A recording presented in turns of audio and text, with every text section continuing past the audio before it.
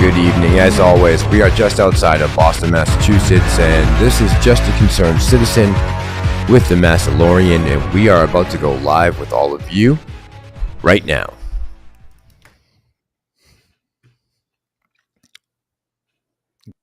Good evening, guys. Tony. Yo, yo, yo. What's up?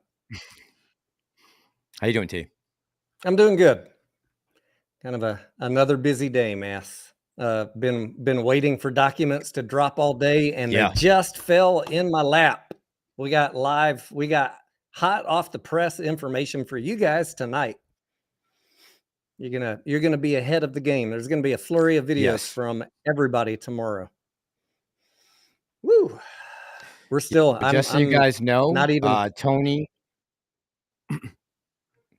I'll say Tony. The Davids from the plaintiffs and the I have the plaintiff, and what have we've got the defendant's brief and the plaintiff's brief, both which were just became public, that were due today. Wow, and it's a lot of documents, guys. A lot of information in here. Yeah, let's say hey to some people real quick. Start from the top. Hey, what's going on, my friend? Punchy Nuts, Trader Anonymous, DGS Dufresne, good evening, buddy. Trevor, Jason Nielsen, Savvy, hey. David, good evening. Nick Weber, looks like Al from Boston found out how ape was created, says Ryan. Jack Wolf, good evening, buddy. Corey Jones, good evening.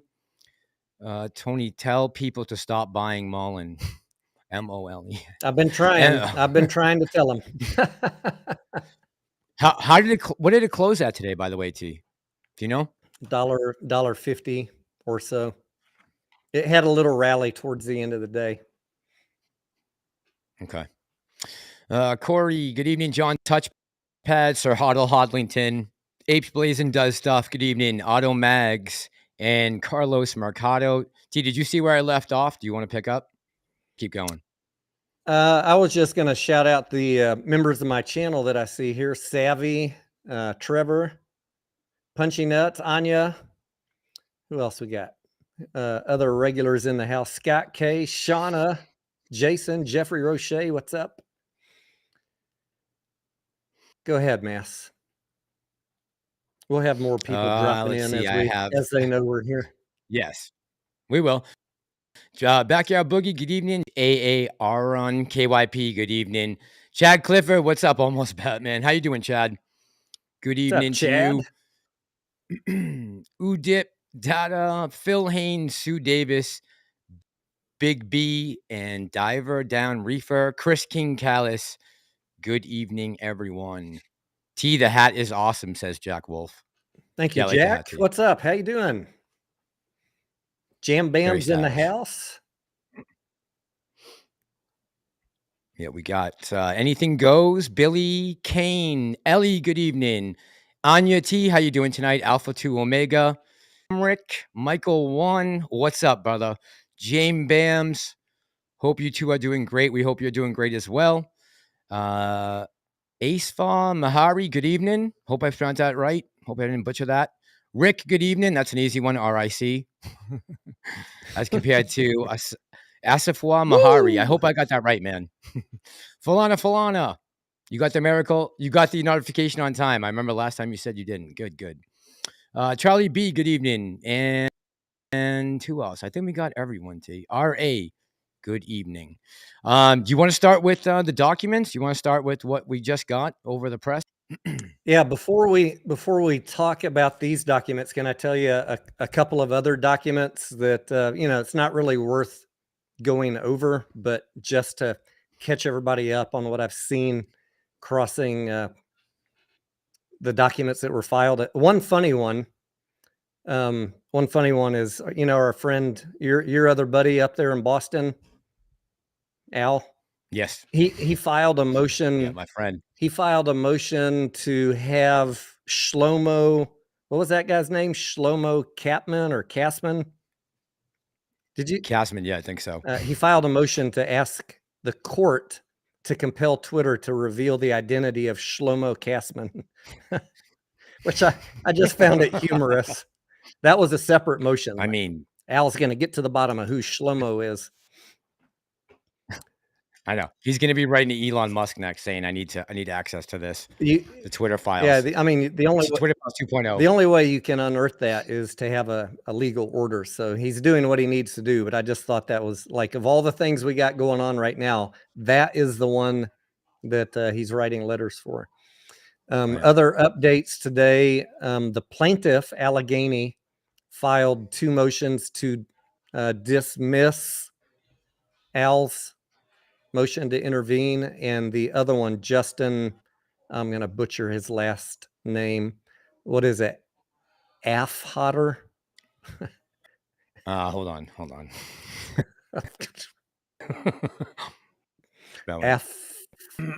Hoster.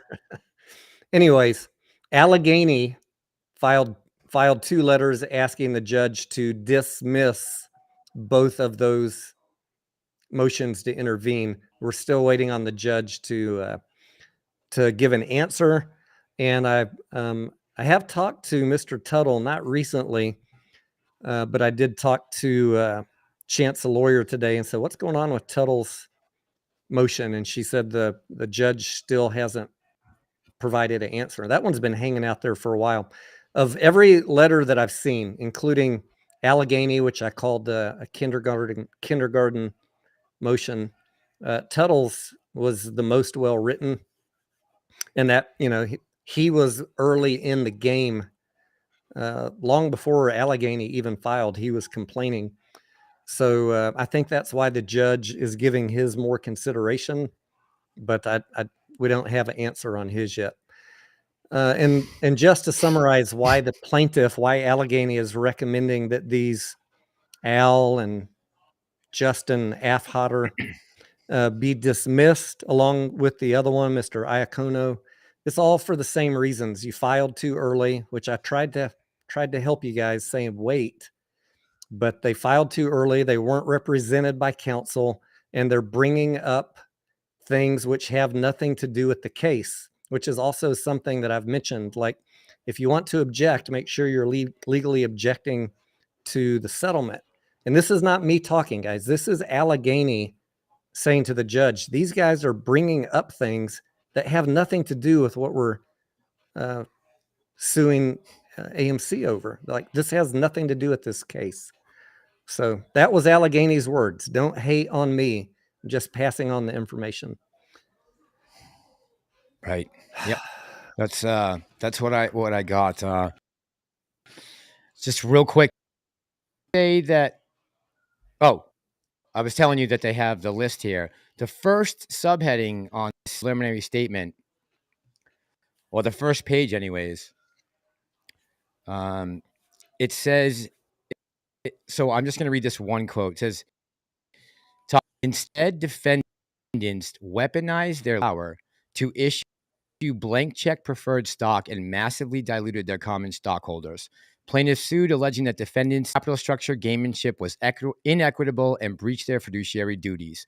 Plaintiffs hope that unless companies facing imminent bankruptcy must take radical action to save the enterprise, no," and this is highlighted, "no company engages in such a heavy-handed and improper abuse of power."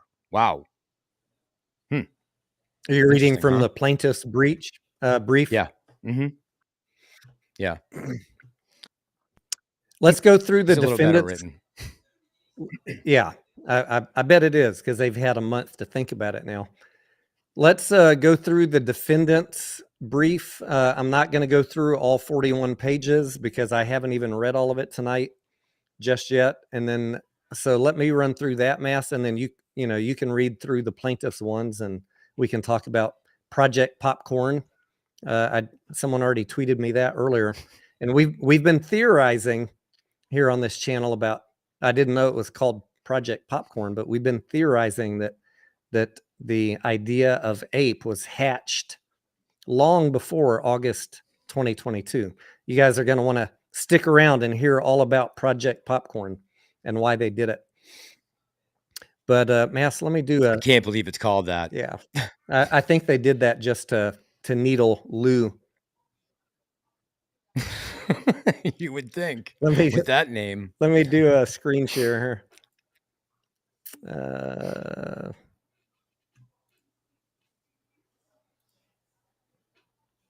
All right. Here we go. There we go. So this is going to be quick because, if you already hate me, this is going to make you angry. I don't want to antagonize anyone. If you have been listening to my channel, everything that I highlighted here is the same stuff that I've been telling you and my thoughts, my opinions. But now you're going to hear AMC say it in their brief to the court. And I think this kind of justifies isn't the right word. It lets you know that I'm not just fear mongering. I'm not trying to get people riled up. I'm not just making shit up. Uh, everything that I'm about to read is stuff I've been telling you, and I get it. You might not like it, but this is what AMC has to say here. So, um,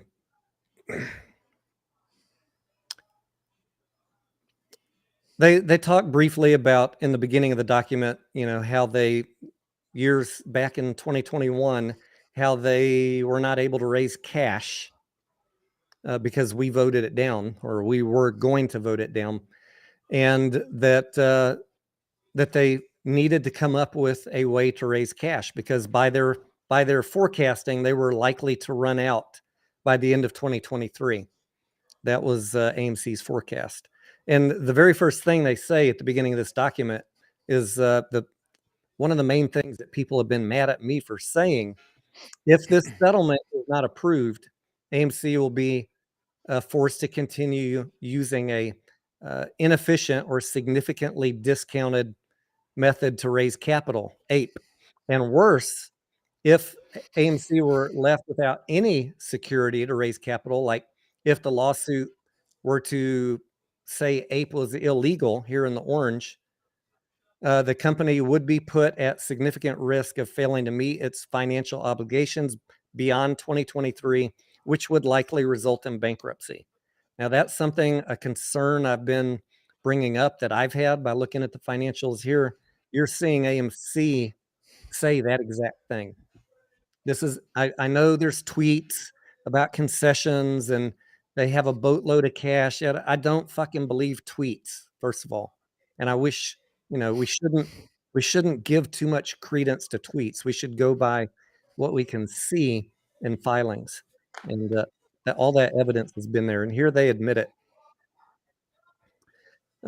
Skipping down, they talk about the Blasius argument that the plaintiffs had, and they just reiterate that the plaintiffs stood little chance of showing that the AMC board creating APE was a breach of fiduciary duty. And we've already gone over this many times, and the plaintiffs have already admitted that they weren't going to win on a Blasius claim. The board acted in the best interest of common stock and sought to manage the company's balance sheet. Plaintiffs also claim that the defendants, AMC, violated 242(b)(2). That AMC saying that is a fundamental misunderstanding of the statute. Again, something I've been saying that Allegheny just did not understand. And I know Mr. Tuttle, he and I have talked. He also says that I'm fundamentally misunderstanding it. I asked him to come on the channel. He said, "Tony, if I came on your channel, it would be like it'd be like me talking to a kindergartner, Tony." The invitation's still open, Mr. Tuttle. Why? But he did say that. Holy Yeah, I smokes. have it in a which I'm not offended by. I'm confident in my due diligence, and the fact that Allegheny in their letter, I'm sure when you get to it, Massalorian, you'll find the part where Allegheny says we realized that we weren't going to win on 242(b)(2). Despite the strong arguments, defendants AMC agreed to the settlement because it is important to get this done as soon as possible. That's the summary of that. couple of other things. Given AMC's financial condition, the current cash burn rates are not sustainable, and there are no guarantees that AMC will be successful in generating liquidity necessary to meet financial obligations beyond 2023. Again, they're reiterating that, and it was in the 10K. Here's the citation here at the bottom. It was in the February 2028 10K. Again, not my words making shit up. It's in the defendant's brief, and they also disclosed that in the 10K end of February. Unless revenue and attendance levels rise, the failure to obtain enough liquidity through equity capital would likely result in bankruptcy, in which case everybody goes to zero. And again, guys, if you're tuning in and you don't like that they're saying this, you think they're lying, that's fine. We're going to go through the plaintiff side. Massalorian is going to read it to you. I'm just telling you the company's position on this. Given that AMC was not able to secure additional common stock, APE was the only tool available to raise capital. I think, let's see, this is just a lot of, I think I got down to about page 31. Here, Allegheny does not dispute that the AMC board was independent with respect to deciding on all these issues. Like, a lot of people are saying this was it was a plan to help the hedgy buddies. Like, AMC has a independent board, and Allegheny does not dispute that the board is independent, because and they do not contend. Allegheny does not contend that the board acted in bad faith. The creation of APE, the Antara transaction, and the charter proposals all served a legitimate business purpose that the company appropriately disclosed and communicated. And there can be no disloyal scheme when the board is making well-reasoned business decisions to secure the financial future of the company.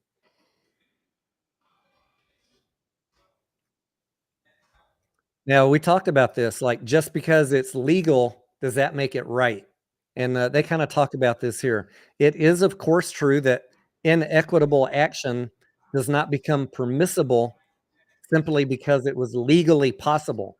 And I think that, it's good to have that talk. Like, okay, so AMC could legally do it. Was it right?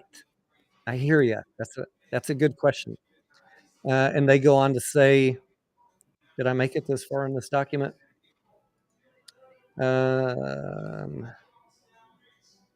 Yeah. I think they go on to say that they had a business reason for doing it because they were worried about cash. The claim is premised. There's more talk about 242B. We already talked about that a second ago.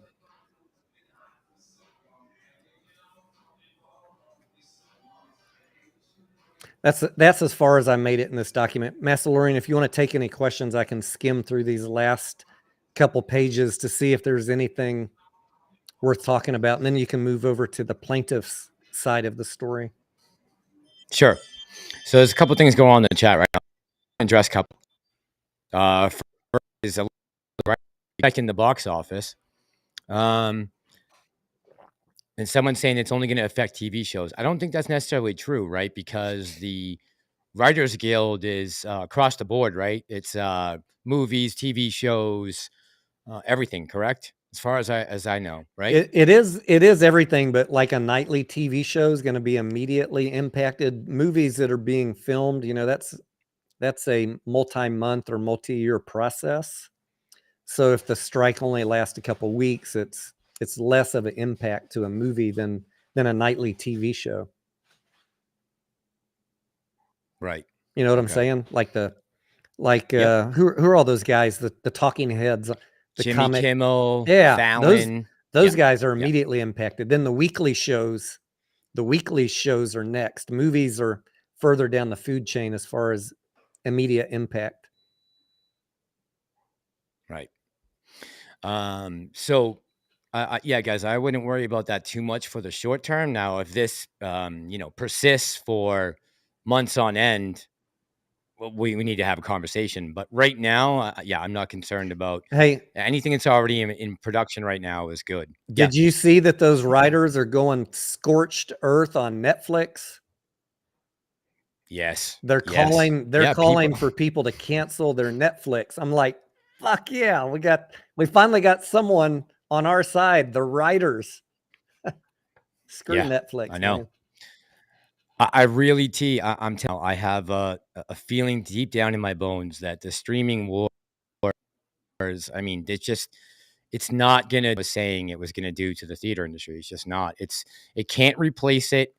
It's just they're two different things so far that I've seen on the streaming services from the major IPs that are out there, right, are terrible. They have all got like absolutely decimated as far as getting ratio with the trailers. I mean, just the Cleopatra show that's about to come out. I think like this week. It was 350,000 downvotes to, I think 10 to 1, um, that didn't want, that disliked the video, disliked the trailer. And that is every time they do this, and they know they're doing it, right? It's not some big secret that they're pushing an agenda, obviously, or some people on the streaming network are. I don't know if it's the people up in the C-suite, who it is. They know what they're doing, and they understand that they're pushing an agenda that might not go over well with everyone. But it seems like at least since the start of 2023, people are actually starting to put their foot down with their wallet on certain, whether it's beer companies, movies, streaming around. I think they have 1,000 votes just completely cancel the Netflix series, not even air it after it had all been filmed and produced. Uh, Damn. Amazon spent $1 billion on an episode on Lord of the Rings last year. Complete failure. Complete failure. They got no money back from that. They don't have any sales from merchandise or anything like that. People just completely rejected it because it was a spin on the Tolkien world of 2020. Nobody wants to watch a show about J.R. Tolkien that was based on ancient English mythology and heritage and culture in a 2023 platform. That's the Lord of the Rings fans. That is not what's going to get them to watch your show, and they are feeling it. Just look around the layoffs right now. 7,000 here. People laid off a quarter. I mean, I just think the streaming wars are over, and clearly the theaters aren't going anywhere, and they're definitely not going anywhere because of Netflix or Disney Plus or anyone else like that. So, hallelujah to that. We can get rid of that conversation for good. I just finished skimming through the last. I'll read it through more in detail tomorrow morning. But the only other thing really that I noted is there was a couple paragraphs on the non opt out thing, and I don't really, I don't have it's not something I really care about. But uh, AMC made the argument that it is obviously the court's decision if it's a non opt out case or not. But they made the argument that there's long-standing tradition that cases like this are non opt out, and that they're asking that it be non opt out. I don't even really haven't put a lot of thought into why it would matter or not. But I mean, so it's not a hot button issue for me. I'm just passing on the info. Got it. Get it? I'm just trying to read through some of the comments real quick. Jason keeps saying my mic's screwed up. Is my mic screwed up, guys? I think that's the second time I saw I Jason think it's say that your just mic sucks.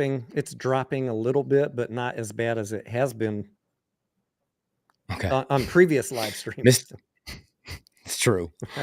That's always a step up for us. Mr. Heedy says, "Hang on, Hey, Mass, I'm slow here." Yeah, when you're streaming by your, alone, Do you have those issues, or do you think it's like a restream thing, or a dual No, streaming? no, I have them when I'm alone. The only time I don't have any load, I never have issues there, obviously, because I'm not using any internet thing. But Yeah. Well, or but um, but hopefully wherever you end up next, once y'all sell that place, you can get a more squared away internet service. yeah, I hope so. I hope the next place will be a little better for the price that we're paying. I know I was talking to T earlier for sale and everything, looking to go to, and that's something I definitely got to take into consideration. Can't have that issue.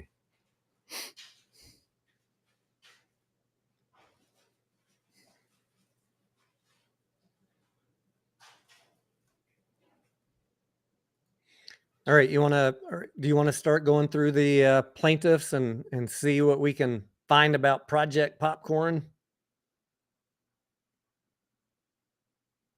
Did we lose Massalorian?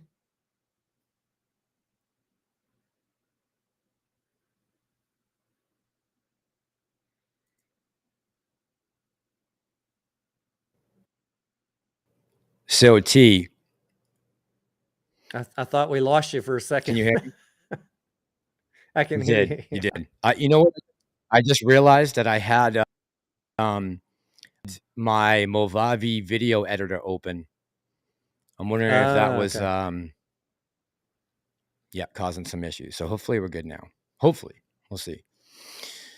Okay. Now I can't see anything on my screen.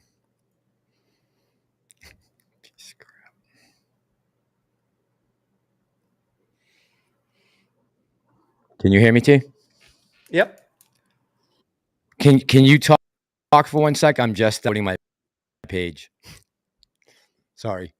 Yeah, let me see what is in my comments. Blazin says your mic is clear but intermittently cutting out. Sounds like a bandwidth issue.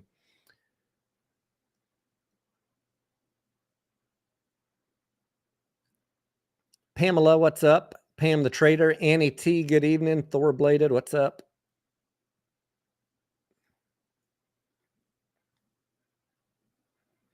I'm surprised Massalorian didn't say anything about the 4th of May. May the May the 4th be with you. I thought you'd be leading with that. No, man, I'm so disappointed. I have a very strong John Favreau is, and he was the one hope I had that I'm going forward. Being great movies again, they're going to make tens of billions of dollars, and since they just did, so Disney just had their their Cinecon or whatever. Star Wars had it last maybe 3 weeks ago in England, and yeah, they announced it's going to stay on as the head of Lucasfilm. They are doing their next project with Daisy Ridley, an episode 10 with Rey, which I mean, I'd say 75% of the people that are Star Wars fans have no interest in going to see anything of that storyline again after they completely just, you know, um, had a sequel trilogy. They went into it with no plan, changed directors multiple times, changed producers multiple times, writers, fired people left and right. How have they talked, not got deliverance on?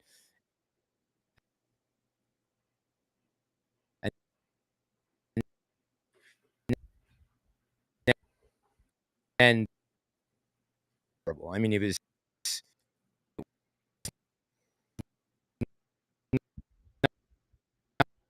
not. I think that was he's in the show, and I think they're in a lot of trouble. Marvel and Lucasfilm are their two biggest IPs, along with Pixar. And look at the box office results for all three of those companies, three of the biggest IPs in the world. and they are completely blowing it. I'm in shock and awe of what is going on at Disney with all these companies. It's really crazy.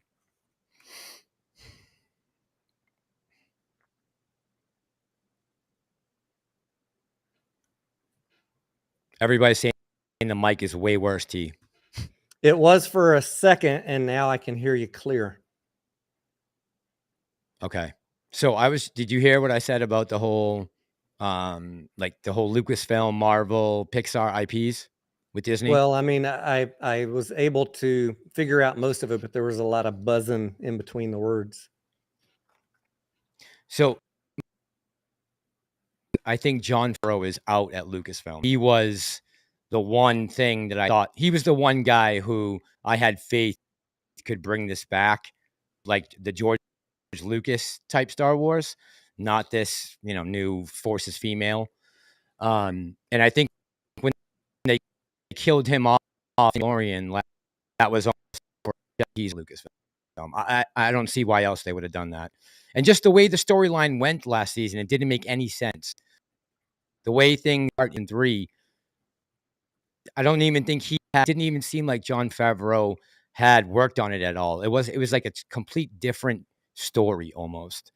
And that was a big wake up call for me when, they made those announcements and said, "Hey, we're going with this." They fired Damon Lindelof after they hired him for a year to work on a project. A week before Star Wars Celebration, they laid him off, but kept the same writer and made this big announcement for Daisy Ridley. And it was not. She did not get a warm reception when they made that announcement at all. I mean, Kathleen Kennedy did what the whole time, but when they announced that the next film was going to be with Daisy Ridley, Rey's character, I mean, it sounded like a wet fart in the room. It was terrible. So that's got me a little nervous as far as their IP. They create a lot of money for the cinema industry. They are a big entity with Marvel, Lucasfilm, and Pixar. Talking about 3 of the biggest movie IPs in the world, in the history of the world. I mean, those films, how many films that they've made have grossed over $1 billion. Just T, they re-released Return of the Jedi this weekend. It was the 40th anniversary of Return of the Jedi. So they had adding one A.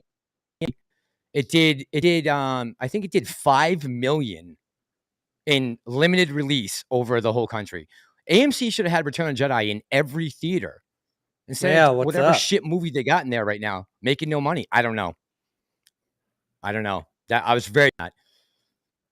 They paid $5 million in the limited screenings, and I didn't see them at any AMC theaters. Regal had it. I saw a couple at Cineworld. I'm sorry, not Cineworld. Regal, and what was the other one? I can't remember what the other one was now. Cinemark. Capitalizing on yes, thank you. Yep. Why isn't AMC capitalizing on that? They had sold out theaters in every place that it that should have been a no run with it. I haven't had a Star Wars movie since 2019. It's been 4 years. Anything's better than nothing. Jason says no one wants to see that. It's way too old. 5 million in lanes. I think it only on 80 screens and did 5 million. That's unbelievable. That says love. It's cheesy.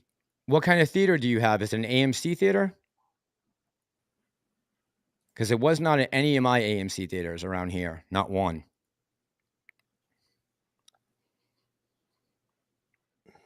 T, do you have some more stuff? No, I'm done with the defendant's brief. So if you want to pull up the plaintiffs, and for everybody that's mad at me for covering the defendants, we'll do as we always try and do, talk about both sides.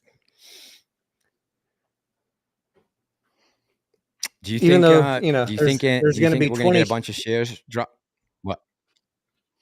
I was going to say there's going to be 20 channels going over the plaintiffs. There probably won't be anybody except us going over the defendants. So I'm always happy to talk about both. But if it sounds like sometimes I'm leaning towards one, providing you the info, it's because no one else covers that side.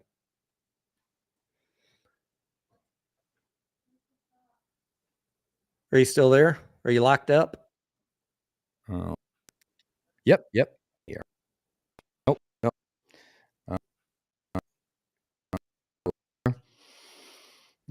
Looks like 1, 2, 4, 5, 7 attorneys. 74 pages. The plaintiff's brief is. Oh, Lordy. Yeah. 7 attorneys. Dated from today. Pull this up real quick. One thing that so talked about. Okay, let me go with this right here.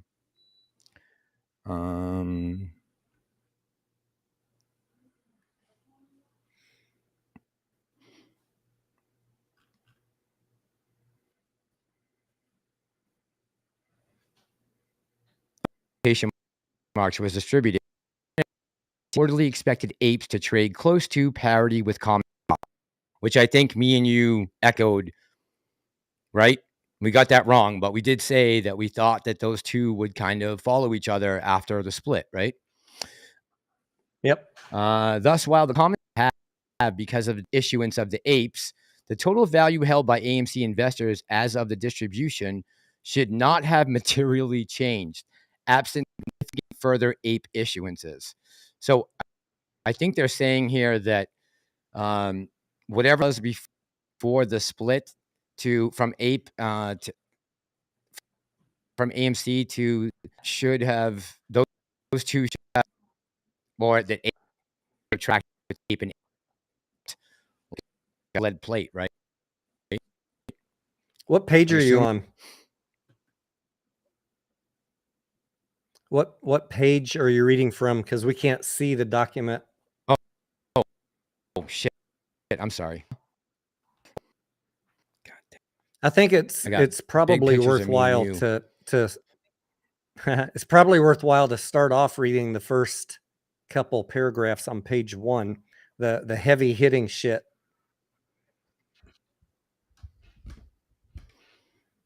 Yeah. Okay. I can do that. All right. Pull up a new window.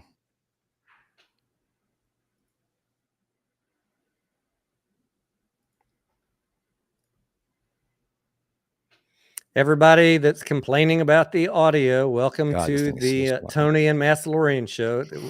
He knows. You don't have to let him know. I've tried everything, guys, to fix it, and I just don't have the money to buy a whole new audio set. I don't. We think it's your internet, Massalorian, not your I do computer. Too. That's what I think it is. No, he's gonna move, know, because guys. on the uploads, he's gonna move to make you happy. You just gotta better be internet. patient. Let him fucking move. Okay. No, he just moved months ago, but moving because remember, T, last year when I was in Hampshire, we didn't have this. Not ever. Never was it a real problem. No. Never go full Rhode Island. Live for your die. Never go full Rhode Island, man. Big mistake. It's like going full retard. Don't go full retard. Never.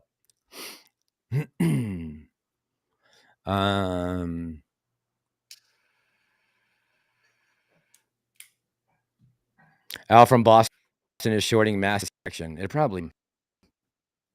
Oh, in the float. Good evening. How you doing tonight, PD Harris? Hey, bud, I'm trying to pull up on my computer. Is it maybe because I the other? What the fuck is going on? Let me make myself small.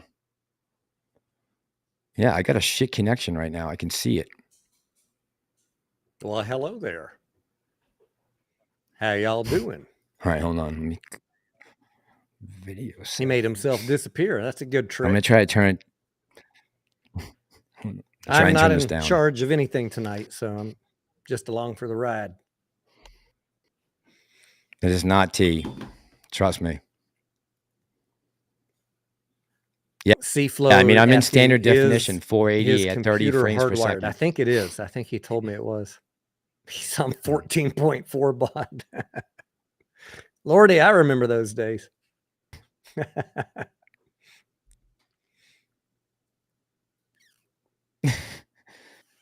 Someone said, Tony, can you say what Mass just I remember said? when upgrading to Since you 14.4 can hear. was a big thing.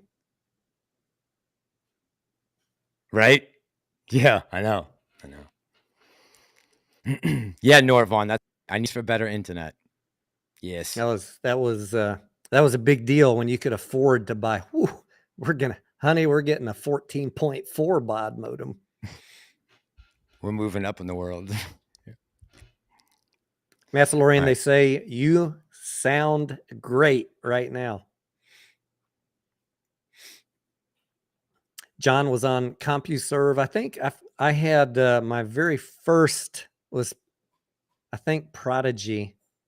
I never had a CompuServe account. And then I had, the ubiquitous AOL dial-up.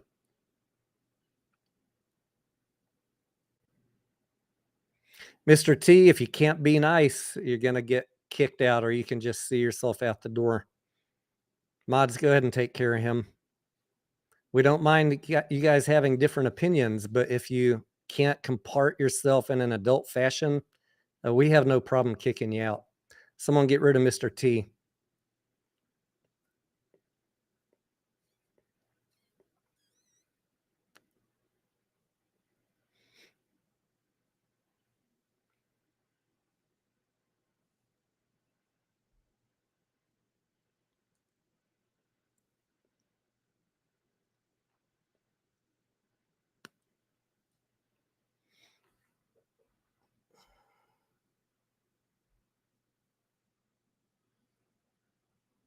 All right, I got him.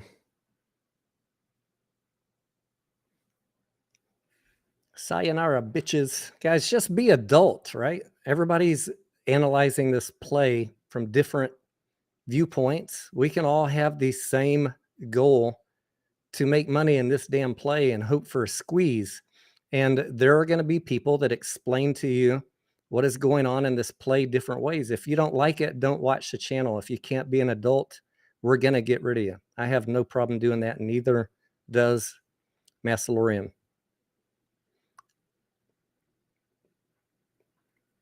We don't want to censor, but if you're going to be a jerk,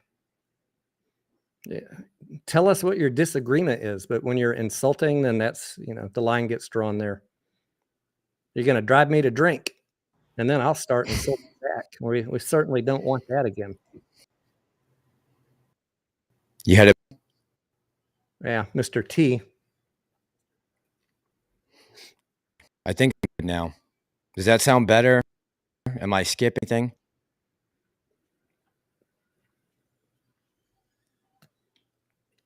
Still skipping a little bit. I don't know. Fucking Christ. Who really wins in the lawsuit? CB asks. Nobody.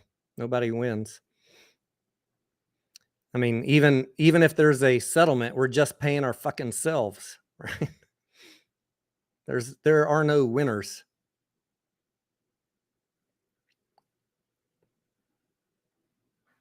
If you sold your ape early, like $6, $7, $8, $10, and you get a little payout now after the settlement on AMC, I mean, you could say that's a win, but we've crunched the numbers many times. Just my financial analysis is people that were able to buy ape really cheap and then hold them all the way through are going to come out the best. I think Stephen or Grandpa, someone who looked at the spreadsheets with me, correct me if I'm wrong. We analyzed a bunch of different scenarios, like who would come out the best. Not to devise our evil plan. This was just like a couple days ago. The plans were made a long time ago about how everybody was going to play this play. But we were just like, hey, well, everybody's got a different plan of attack. Let's just run some numbers and see, making some guesses of what's going to happen on price, who would come out the best. And if you're buying ape right now really cheap, or you bought it even cheaper and you hold all the way through, that would be the best financial outcome. Just looking at pure, numbers, not talking about squeeze or anything else.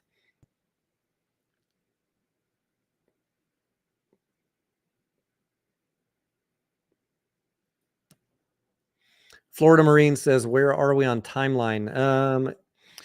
People that want to file a letter of objection or show up in person, you got to get your letters in. Now that these briefs have been filed, please go read them, because it is important that you read the defendant and the plaintiff brief. Read those, write up your letter of objection. You got till now, May 31st, to get that in. You mail the letter of objection to the plaintiff's attorney. And if you want to show up in person, you have to file some form with the court.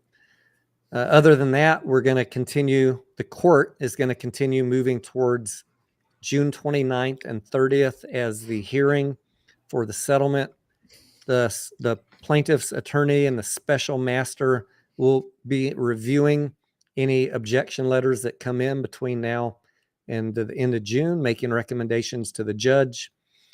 The hearing on June 29th and 30th, they said there'll be a telephone line where we can listen in.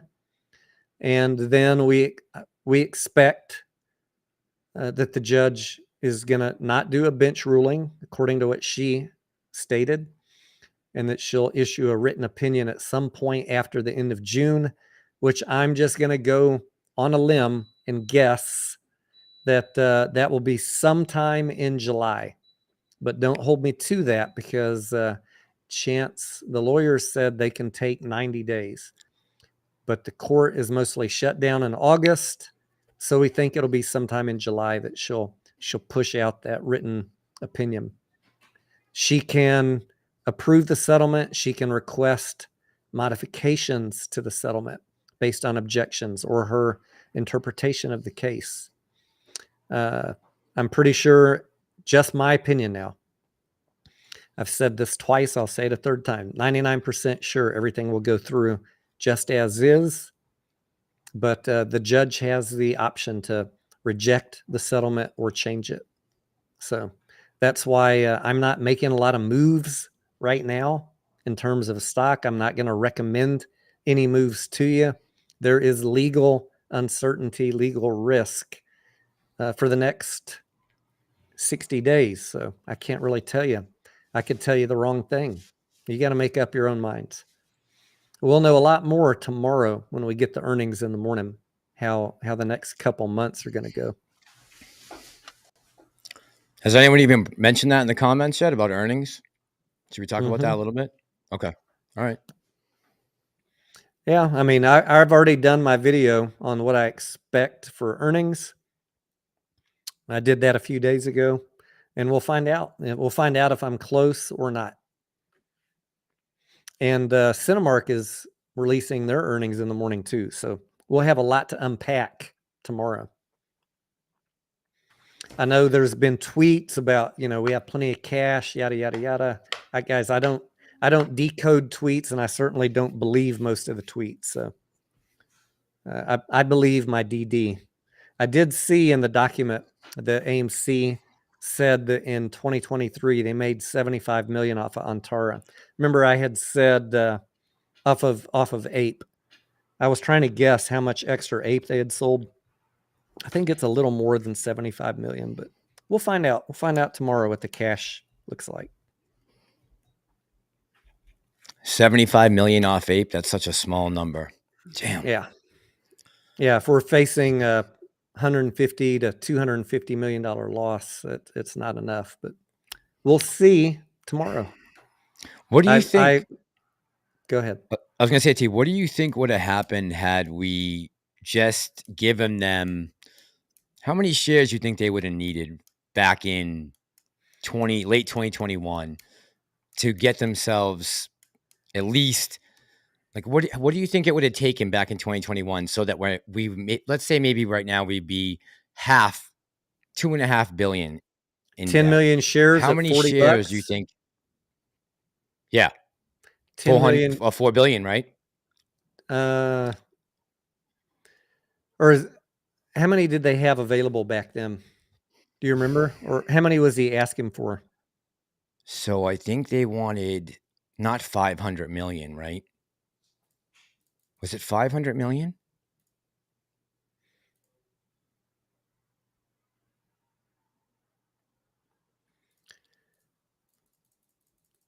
Two I'm afraid to go look, T, because I don't want to lag.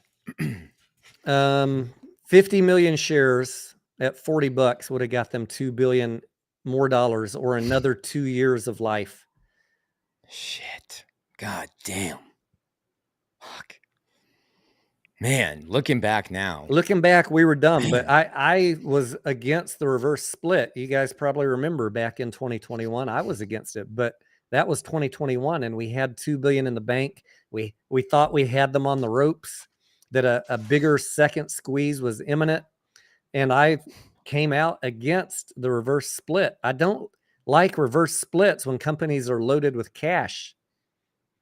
But AMC was actually smarter than me in 2021. They knew the forecast of, probably not getting back to pre-COVID levels on box office till 2024. And so they were making actually the right call back in 2021, and none of us were focused on being in this play in 2023. It was short-sighted, and I was against the reverse split in 2021. And look, we had a shot at another squeeze, and it didn't work out, and now here we are. And maybe in retrospect, we I don't know that I would have done anything different. I would have rather just cut them off in 2021 and roll the dice that we got a second squeeze, but we didn't. And now we're here. Now we're here in 2023. So what are you going to do? I Would you know. say this, T? Would you say this just now became we gotta start looking this as a long-term play? Just now, right? I Because I mean, agree with you. You know that. if they dilute, I think everybody with common sense knows that it's going to be harder to squeeze. But on the other hand, we got Q2 is going to be very positive, I think, on earnings. The float will be lower initially. We don't know how soon he's going to dilute. We don't know when he's going to announce it. We don't know how many shares. What if, Massalorian, he does the reverse split, drops the float by a factor of 10, announces a blockbuster profitable Q2? What if? I'm just saying. Calls. I'm just, there's a lot of different possible outcomes, and I'm not smart enough to tell you exactly what's going to happen. The Chicken Little people, of course, are going to focus on the worst possible outcome, and I'm not ignorant of all of the outcomes. I've thought through all of them. I just don't know which one it's going to be. My plan, therefore, is if the price drops because he does more dilution than we want, I've got cash available to buy more shares. That's my plan. And because I think 2024 is going to be great, and if they can load up on cash, even though we'd prefer that he not, and they don't waste it on something dumb, then the company could be well positioned. I really hope they don't do that. That will make me really upset, man. I hope they don't waste this money. I hope they put this to the best use in order to. I mean, you gotta spend money to make money. I get it, right? But I want a little more security for the long term. Like, I know they're going to be fine now. I get it. They're not going anywhere. That thought is, and I think when I first started my channel, I said that, like, there's a lot of speculation right now that the movies are on their way out, but they have said that every time in the past that some new media platform came along, and they've all come and gone, and the stayed up there, right? Now, like you said, after this, let me ask you this, T. What is the other alternative catalyst that we would wait on? Let's say that this doesn't happen. What would be the next thing we could look forward to that would have any possibility of sending this into a short squeeze? I Any mean, ideas on that? it's typically an influx of liquidity, like what happened in 2021 when everybody was flush with cash and the price was really cheap and it was easy to bid up, and the shorts were pretty heavily loaded into the play. But the other reason that usually makes things run up is some good news catalyst. But you know that AMC's on a double-edged sword right now. Like, even if they had good news, like they had a good quarter, if the next 2 quarters are not expected to be that great, you're not going to get a lot of price movement. That's what GME is struggling with right now, right? GME just had a profitable quarter, but everybody's not really believing that the next few will be like that. If you're wondering why GME didn't squeeze, even though they posted a profitable quarter and they got plenty of cash and no debt, because no one on Wall Street believes they can pull it off multiple quarters in a row. That's just the facts. So they need to demonstrate a couple more quarters of progress to get the shorts out of the play. That's the challenge AMC has. We've got a lot of debt. We're running low on cash. One good quarter isn't going to be enough to scare the shorts out. You got to do a few back to back. You got to demonstrate a track record that you didn't just have a great quarter. You know, one great quarter is not enough when you got all these other things weighing against you. Ryan said, "Why did you vote yes if you don't know how much he's going to dilute?" Because I can read the cash trajectory, Ryan, and I've done the analysis, my analysis, based on projected box office for 2023. We're going to lose money this year. We're going to burn cash. And obviously, I hope I'm wrong, Ryan, but we'll find out some more tomorrow. If I'm just completely way off on the video I did last week on Q1, then I'll do an update and tell you I was wrong. But my financial analysis says that they're going to be dangerously low on cash by the end of 2023. And we all know what happens, Bed Bath & Beyond, Mullen, when companies run low on cash versus the obligations they have. Easy short. It's an easy short for Wall Street. No fear. They're not panicking on those companies. Not panicking one bit. Your idea is you want to get rid of the shorts, right? They're not panicking on AMC right now. Get AMC's bank account filled back up in 2 more years of life in the company. They're gonna have something to think about. Still with us, Johnny?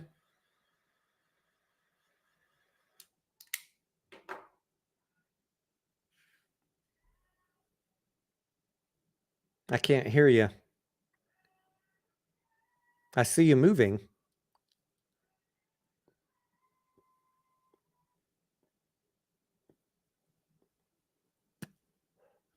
Ian says, "I'm here for a squeeze." We're all here for a squeeze, my friend. We're all here for the same thing. It sucks being the guy to try and tell you both sides of the story, but somebody has to do it. Don't ever for 1 second think that I'm not on your side, that I don't want a squeeze also. But I think it's immoral at this point where we're at to not warn you, just like I made videos warning Bed Bath & Beyond people in August of last year and again 6 weeks ago that company was going to file bankruptcy. Just like I warned people a month or 6 weeks ago about Mullen. I can't just put blinders on to the potential downside on AMC. And if you don't want to hear that side of it, just don't watch my channel. That's fine with me. But some people want the full story. I mean, you want to be a good investor, you got to be able to look at all sides of the risk, not just the pie in the sky side. I'd love the pie in the sky as much as y'all would. But I fully analyze the plays.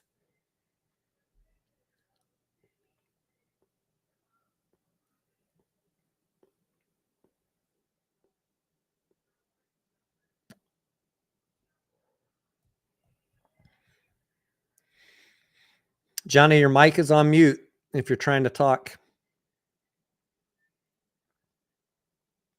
See, Massalorian messaged me. He chatted. He said, Dean asked for your read on GME. Dean, did I answer your question? I own some GME, and I'll buy some more under 18 bucks.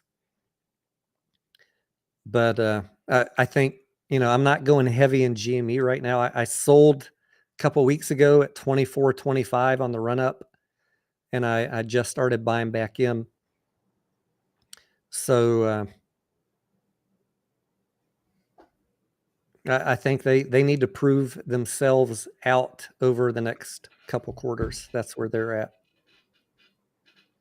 I don't have anything bad to say about them, but Wall Street's taking a very patient view before there's any chance of running the price up. I think they're going to have to drop some really good news to make it move. Having cash is great. Having no debt is great, but you got to have back-to-back profitable quarters, and then you might be able to find some positive price momentum on GME, but beyond being stuck in this channel that it's stuck in. Can you hear me now? Yeah. Before I forget, I just want to ask the community or anyone out there, has anyone heard from Grandpa Barney recently? Is he doing all right? Does anyone know? I haven't seen him anywhere. He sent me a message. He sent me a message in Discord this morning. Okay. Early, like 5, 6 a.m. He's all right? Is he okay? He's usually up trading because he's on West Coast, like in Washington. So 3 a.m. for us, 4 a.m. for you is like 1 a.m. He's going to bed. He's already looking for plays. That's the last I heard of him. I know. Heard from him. Okay. So he's okay then. He's fine, right? He was this morning, yeah. It's all that matters. What are your thoughts on that, T?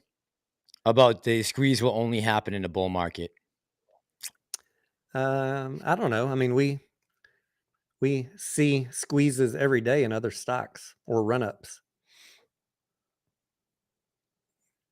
Not every day, every week. You know, something is moving. You got to have everybody behind it, and a low float sure helps. Andrew says, "Where is Bigham's?" I don't know. I haven't talked to him in a couple months, but I saw a tweet from him today that said he'd be live tomorrow.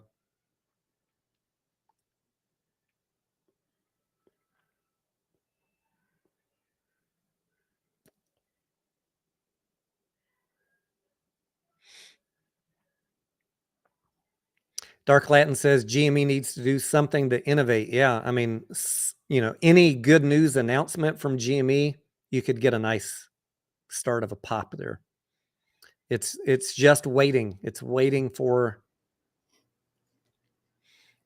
back-to-back profitable quarters or some transformational announcement.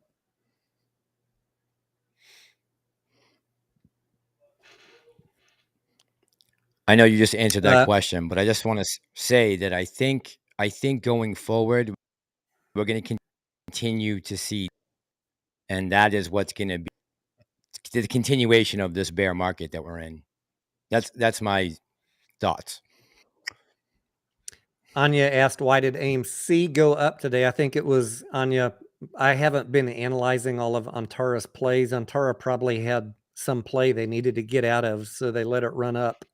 I don't know how much Antara is manipulating the price, but between people making plays pre-earnings and retail, look, I mean, you got people like Ants Trades and 100 people on Twitter saying, I saw some guy on Twitter today say that I expect in the morning AMC is going to announce that they have 1.5 billion in cash. I'm like,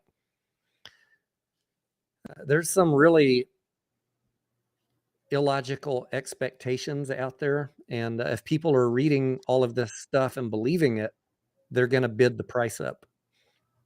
So I can't really tell you what's going to happen in the morning, but I get a little fearful if the news is just meet expectations, I'll tell you what I think is going to happen tomorrow. If it's just meet expectations, the price is probably going to come down. But tomorrow, what I really think is going to be the exciting thing, and it's going to be earnings versus outlook. You guys know what I'm talking about? If AMC's earnings just meet, which meeting is about 920 million in revenue and negative 16 on earnings, but outlook can change the direction of the stock in a good way. If if Adam Aaron comes out tomorrow and says, all right, our Q1, we knew it was going to be a little slow. It met our own internal expectations. It met analysts' expectations. But here's what we want to say about Q2. We are going to fucking rock it. We're going to rock it, not rocket. We're making money hand over fist. We're anticipating positive cash flow, positive EBITDA. In fact, we're anticipating positive earnings. If you get that kind of outlook tomorrow, I don't know if he'll say it because we're only 1 month into a 3-month quarter, and we don't know how well Guardians of the Galaxy and some of these other movies are going to do. Pray to the gods, both old and new, that they do swell. But if the outlook is good tomorrow, that could light it on fire. So I hope he talks about outlook. I hope he talks about retail popcorn and sways Wall Street. Retail's already swayed. He doesn't need to sway us. He needs to sway the analysts. And just, I just keep reminding myself, don't forget what this stuff can do, right? We've seen the potential a couple times where we've seen, 1,000% gains in a couple days, right? 2021,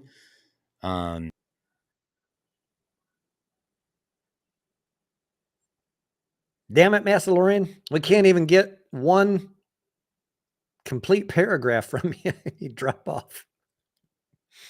Try going audio only, Johnny. Broke Ape says 1 for 25 reverse split is why Mullen changed. I'm gonna keep on repeating what I think. Like the Mullen's problem started long before a reverse split, guys. The reason it was trading at 76 cents is because they have zero revenue. They have current liabilities 3 to 4 times the current assets, which means they need to dilute the fuck out of that thing. They're burning hundreds of millions of dollars of cash. They burned 300 million in cash last quarter, and they only have 60 million left, and they need to tool up, buy parts, hire staff to build all this shit. And I'm sorry, but 1,000 bands is not enough to cover all that. It's just not. And all of these announcements they're coming out with, there's no 8Ks to back up anything they're saying. I think that was just a lot of hype because they knew it was about to happen. And a reverse split just delays the inevitable slide that was already underway. They need actual tangible financial results to turn the tide. It is unfortunate, but a lot of people think Mullen is a great company. Mullen is a company that is losing money hand over fist, that has potential if they could ever get in mass production. But don't let any fucking YouTuber tell you that it's a great fundamental play. It's an absolute train wreck right now. It's a speculative play. It's a hope play. It's a gamble. The financials are an absolute train wreck, and that's not me being mean. If you don't believe me, take their latest 10Q to your CPA.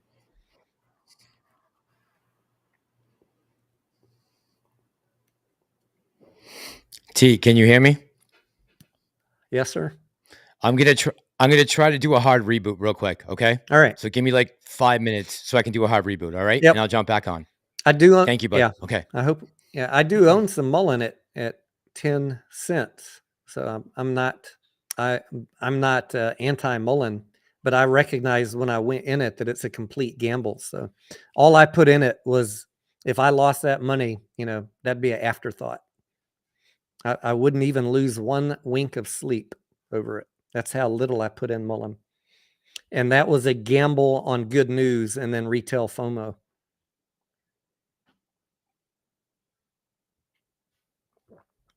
Frank says, let's please stop talking about Mullen. Yeah. The only reason I even bother to talk about it is because people ask, and there are YouTubers putting out videos saying it's a great fundamental play. Even today, yesterday. I don't know.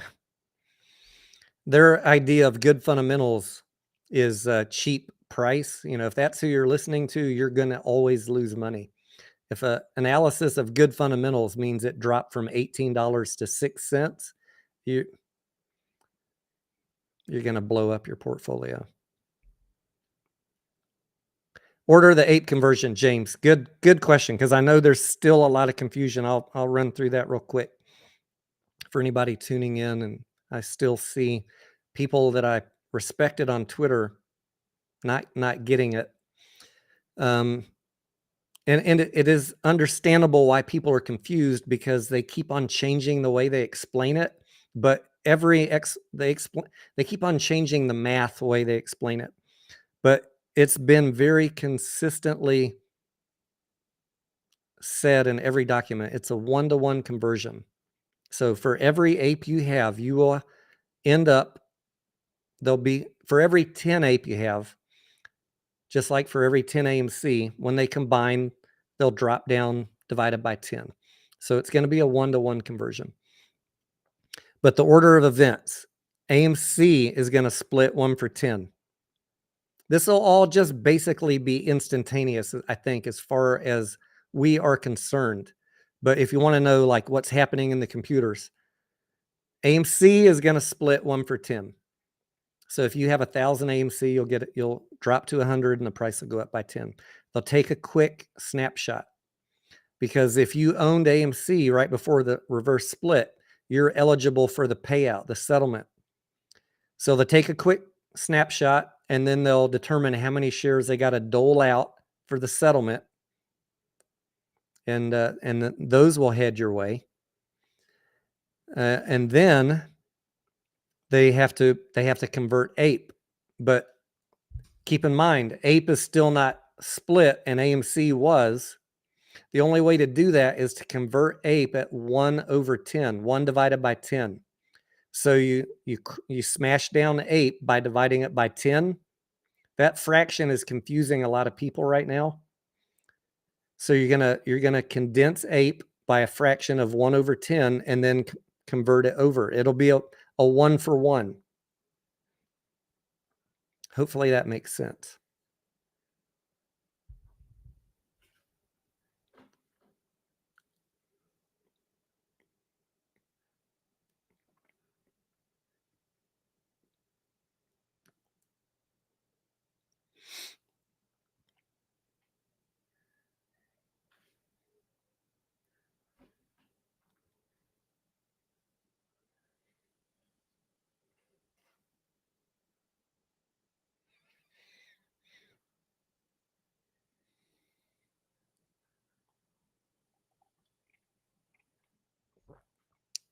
Philip says, please explain why AMC can only squeeze in a bull market. I didn't say that it could. I don't know if someone in the chat did. I just said that we see price run-ups on different tickers every week. It's easier to run up when you have a lower float and you can get everybody piling into one play. You get that FOMO momentum, which then gets the shorts in trouble. It's easier to squeeze when you have a good news announcement to create that interest, to get retail moving, or big institutions to move into the play.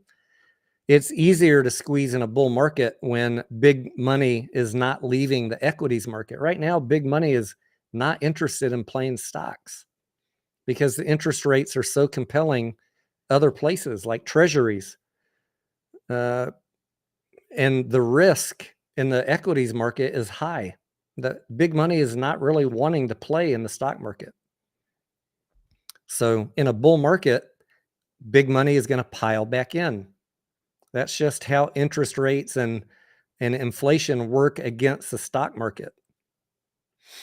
I probably had some questions about that on, there definitely were questions on that exam I took, the SIE exam on Monday. How do interest rates and inflation work against the equities market? Doesn't mean that you have to be in a bull market, but it certainly helps.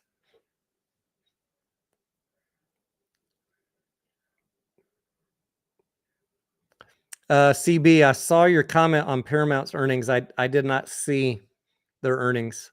Drop me a note on the comments after, or I'll try and remember to check them tomorrow. I'm gonna check Cinemark's tomorrow. I'll try and make a mental note. I'm making it right now. Put it on the top of the stack. Push it down. Any assembly code programmers out there know what the fuck I'm talking about? Back in the day, I went to assembly language. Who even knows what that is? And who even knows what assembly language is anymore?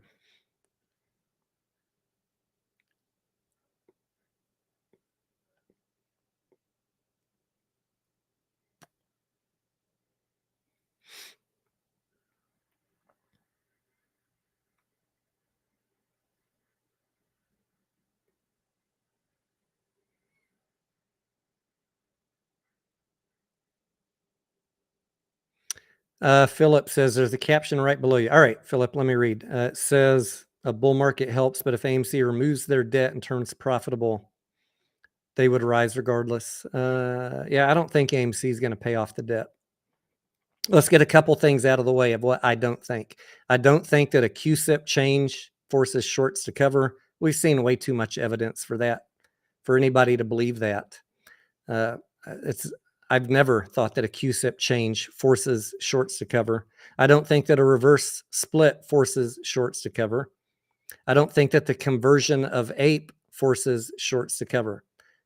So everybody I have a lot of evidence saying this over and over for the past few months. Paying off the debt would be good for the balance sheet, but I have also been saying for a long time, it's more important. It's about the balance sheet, really. And I don't want AMC to even think about paying off the debt till they have a year or two. I'd prefer 2, but I'm ultra conservative. 2 years of cash burn on the balance sheet. So let's say $1 billion to $2 billion. $2 billion would make me feel all warm and fuzzy inside because I don't think they need $2 billion. But if they get over 2 billion and they want to pay off some debt with that, then I'd be okay with that. We're not spending a lot of money on interest payments. 80 million a quarter. We can survive on that and then worry about the debt when we're really raking in money. 2024, 2025, we can start whittling away the debt. But everything really is dependent on how many shares he dilutes, what price he gets, and how much money they pull in. If they pulled in 4 billion and then paid off 4 billion in debt, we'd be right in the same problem we're at right now, low on cash. So I'm not a big advocate for paying off the debt. I'm more advocating build up the cash. That is way more critical than paying off the debt right now. Just my opinion. If you can hear me, I agree. Yeah, I can hear you. Way more important. Okay. I don't know what's going on with this thing. This is nuts. I can't get a chat overlay. There's no like I can't even see the chat right now. It's not even putting it up on the screen for me. Well, I can read some questions. Why don't you? Who has a question for Massalorian? I've been talking a lot, and I know a lot of y'all hate me, so let's let Johnny talk for a while. No, none of that. I just want to. I can't even see the goddamn comment section at all. None of it. How about on your YouTube? Is, like, can you pull up your YouTube chat? Pop that out. Let me try that. Let me try that. Is Grandpa Barney in the chat? I see people saying hi to Grandpa. It's probably pulling our leg. Okay, let's talk about while Massalorian's trying to pull up his chat. Project Popcorn. Thank you, Doug. We were trying to get to the plaintiff's document, and that is it's 70 pages, guys. I just got it right before we came on live. But Project Popcorn. So we have been theorizing in multiple live streams over the past few weeks, maybe the past few months. I don't know. You guys remind me. How long have we been theorizing this? That the idea of ape that plan was hatched a long time ago, and now in the plaintiff's brief, they touch on it that around February of 2022, AMC started doing the analysis that they were going to run out of cash by the end of 2023, and they enlisted the help of Citigroup to come up with a legal a plan that they could raise cash, because look, you got to have 50% of outstanding shares vote to increase common stock, and they weren't going to get it. And we know that from the votes in 2021, the sentiment in retail overall is very anti-dilution. And even the most recent vote, only 187 million out of 519 million voted. So AMC knew they weren't going to get enough votes to raise cash on common. Their financial analysis told them they were likely to run out of cash by 2023. This was done back in early 2022. So they enlisted Citigroup to come in and advise, what can we do? We're worried about this. There's no allegations that I could see in the plaintiff's document that this was done where did all this come from, guys? They looked through board meeting minute notes, emails, every shred of documentation that AMC had. It was about a concern about cash and bankruptcy. And so they hatched this plan, which got coined, I think, by Citigroup. But again, I haven't had a chance to read the whole document. They called the plan Project Popcorn to create a Series A preferred share. Series A being the first time that preferred shares have ever been issued. If they ever issued any more, those would be Series B. If they issued more, that'd be Series C. It just goes like that. It's alphabetical.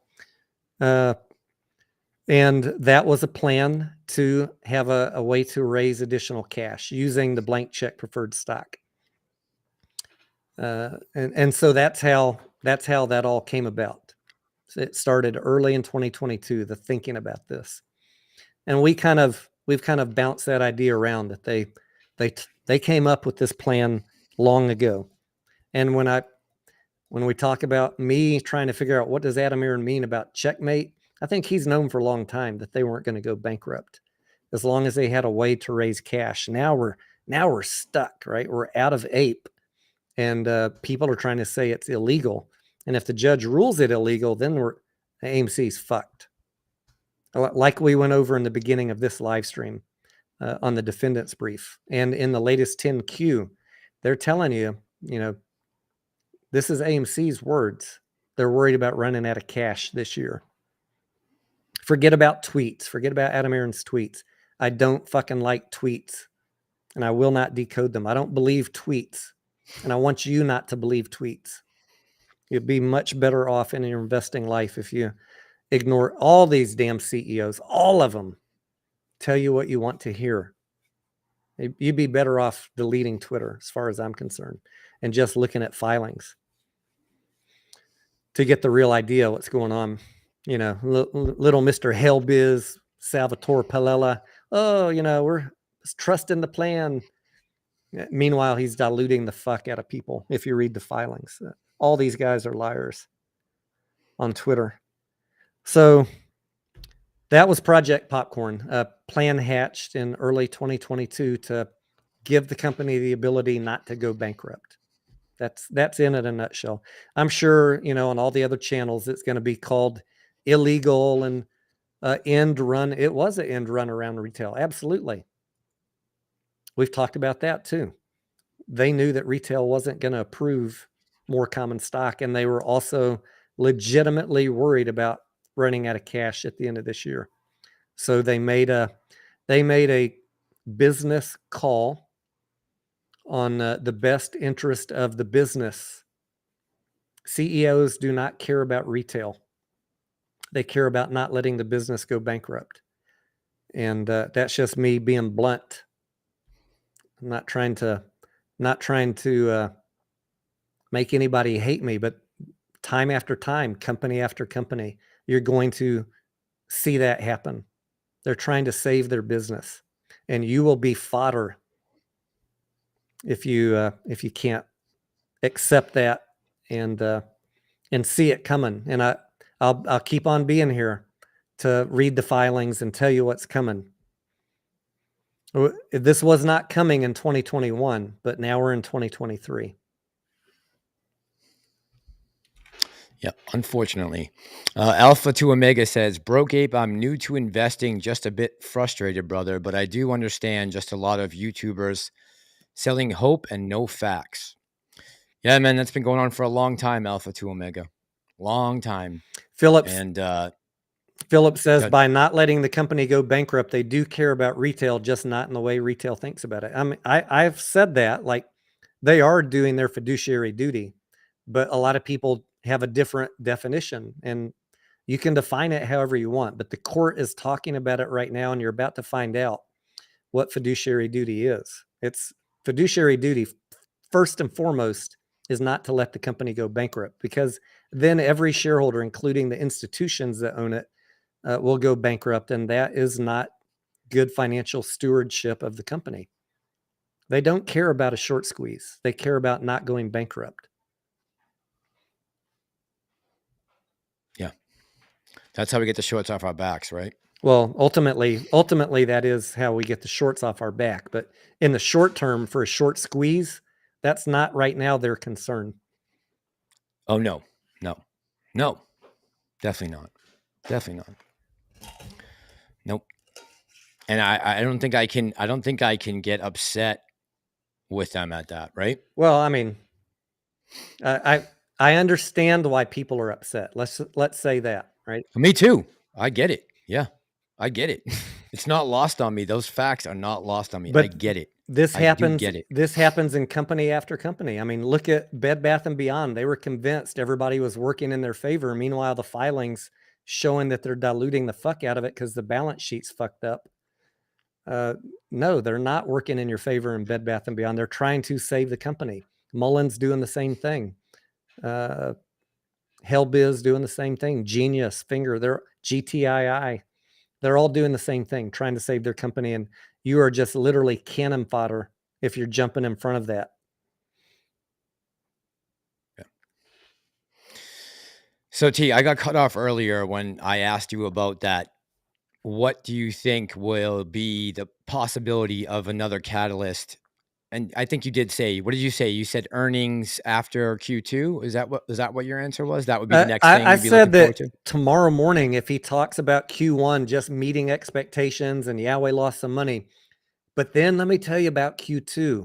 Let me tell you about how we're going to bank some cash, have profitable EPS, maybe popcorn sales. You know, he has the opportunity to talk about outlook, right? You know how we always complain about GME, they never give any outlook. Right. Adam Aaron has the chance tomorrow to spin a really good outlook story, which could outweigh whatever happens with Q1 earnings. And I pray to God that he does. I hope he does. That could be a good news pop for this stock in the morning. Talk about outlook, Adam. Give us some hope. Some hope, not just pulled out of your ass, but like, what are you seeing?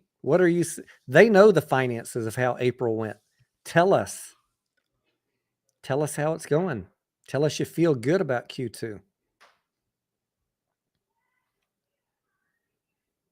CB says, what time is the call? 7:30, I believe, T, right? Yeah. 7:30 Eastern? 7:30 Central, 8:30 Eastern. Oh, okay. So an hour before market opens, right? Yes. Yep. I'll be Okay. live at 6:30 Central in the morning. We can just hang out. I don't know if they're going to drop the press release right before the call, but I'm going to come on early just in case. And if AMC doesn't, we have Regal we can look at. Sorry, Cinemark. And if neither one of them drop, because Cinemark's in the morning too, if neither one of them drop, maybe we can look at Paramount in the morning. I haven't looked at Paramount's financials. Oh, I thought someone said in the chat earlier that Paramount had their earnings today. No? I don't know. I wasn't. Oh, I was busy watching for court documents. that's right. Rivlock489 says the fact that no one can find AMC popcorn at Walmart easily is a great outlook. T, do you have any updates on that in your local area? Because I still don't have it at I my still damn have Walmart. 5 bags and 5 boxes, so I'm not going to be going back to Walmart anytime soon. And again, I'll Okay, say, but you got anyone you who's got it at your Walmart, right? we did, but I had to drive to multiple Walmarts, Mass. Even I always check online to see if they have it in stock. And I immediately drove there. The shelves were wiped out. And Good. it probably updates once a day, their inventory system. So I had to Okay. drive to multiple Walmarts to get what I have. And every single one of them was either sold out or almost sold out. So on the one hand, it's good.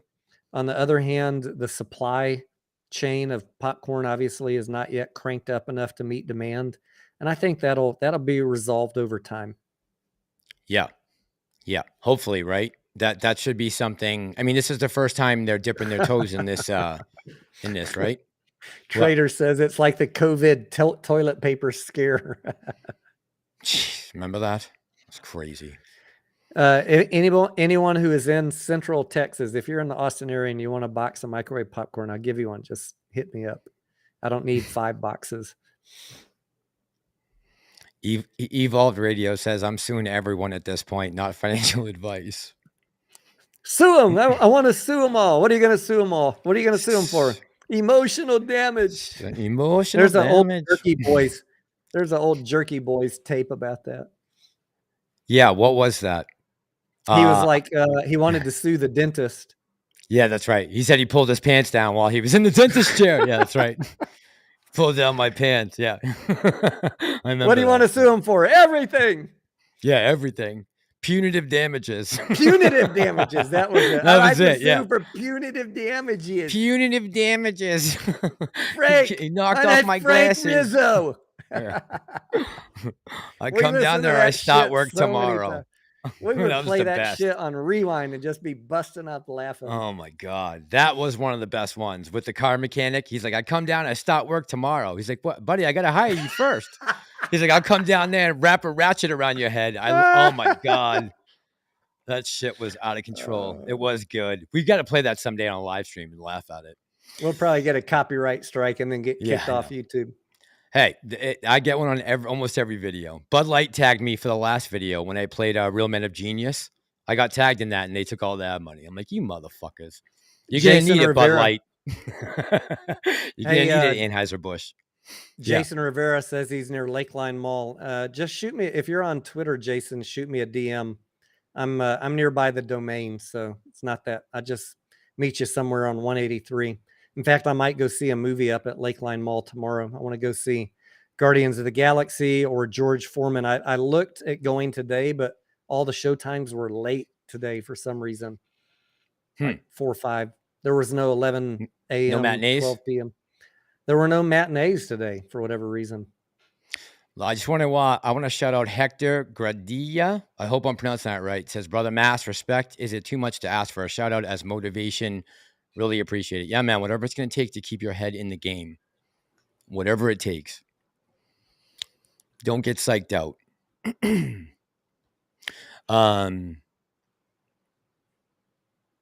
Yeah. Doug says, you buy this car or I'll put your head through the hood. Yeah, all those lines, geez. Some of those one-liners were absolutely amazing that they were able to do that off the fly. God. A lot of people are saying they're going to see George Foreman this weekend. I saw some of the estimates for Guardians. Have you seen the latest numbers, T, of the estimates, what they think we're going to get? I did not look at estimates. I looked on Rotten Tomatoes. It had like 78% critic review and like 99% audience review. Really? Favorable. Yeah. Oh, that's very good. That is on good. Rotten Tomatoes. Yes, if the audience is down, we're usually good. Usually, If the audience is close to 100%, then I have hope. me too. Me too. But we'll see how it is over the weekend. I want to go see it this weekend. I'm going to see both in the next 3 days. Let's put it that way. Yeah, I'm gonna get to the movies this weekend too. And I will go. I have stubs I got to use before they expire, so I got to go. I'm gonna spend an obscene amount of money on concessions just for you guys. Yes, me too. Me too. Yeah, I just got a notification actually when I went to send you the email from AMC Stubs saying I have to use my points before I think the end of this month. So I'm gonna crank it up and go see. I'm gonna go see Mission Impossible definitely in a couple weeks. Right, that's out in 2 weeks, I think, the release date. Cannot wait. I definitely want to see the. Yeah, no, me neither. That's what I'm really excited for. That, and I know they dropped the trailer for Dune 2 last night. I haven't watched it yet. I am waiting to get some vegetable plant in my blood system before I watch it, just because I'm very excited to see how Dune 2 looks. You know what I realized today? I was for whatever reason reading about the Flash, because I guess the Flash is coming up, right? Mm-hmm. Yes, Ezra Miller. I realized today that I am very derelict on watching anything in the DC series. I have not seen Wonder Woman. I've not seen any movie that Flash is in. Can you believe that? Like, I didn't even know. So it would only be Justice League that he would have been in. I'm pretty sure. He was in 2 previous movies. Yeah. Okay. It's Justice League and one of the other singled out, either Batman or someone. I did not watch Aquaman. Mm-hmm. Like, I don't know. Like, I maybe because I heard that they were too woke, or maybe just they put out shit movies, but I have not seen any of those. I will go see The Flash, but I guess I got to stream the first 2 and even, catch up. What the hell is going on? I mean, I'll be honest with you. The last couple DC releases, being Joker and that being, Morris's, what's his name there? The director, Todd Phillips' Joker, right? With Joaquin Phoenix. And the last Batman with, what's his name there? Robert Pattinson. Very good, right? You saw that, I didn't right? see Joker.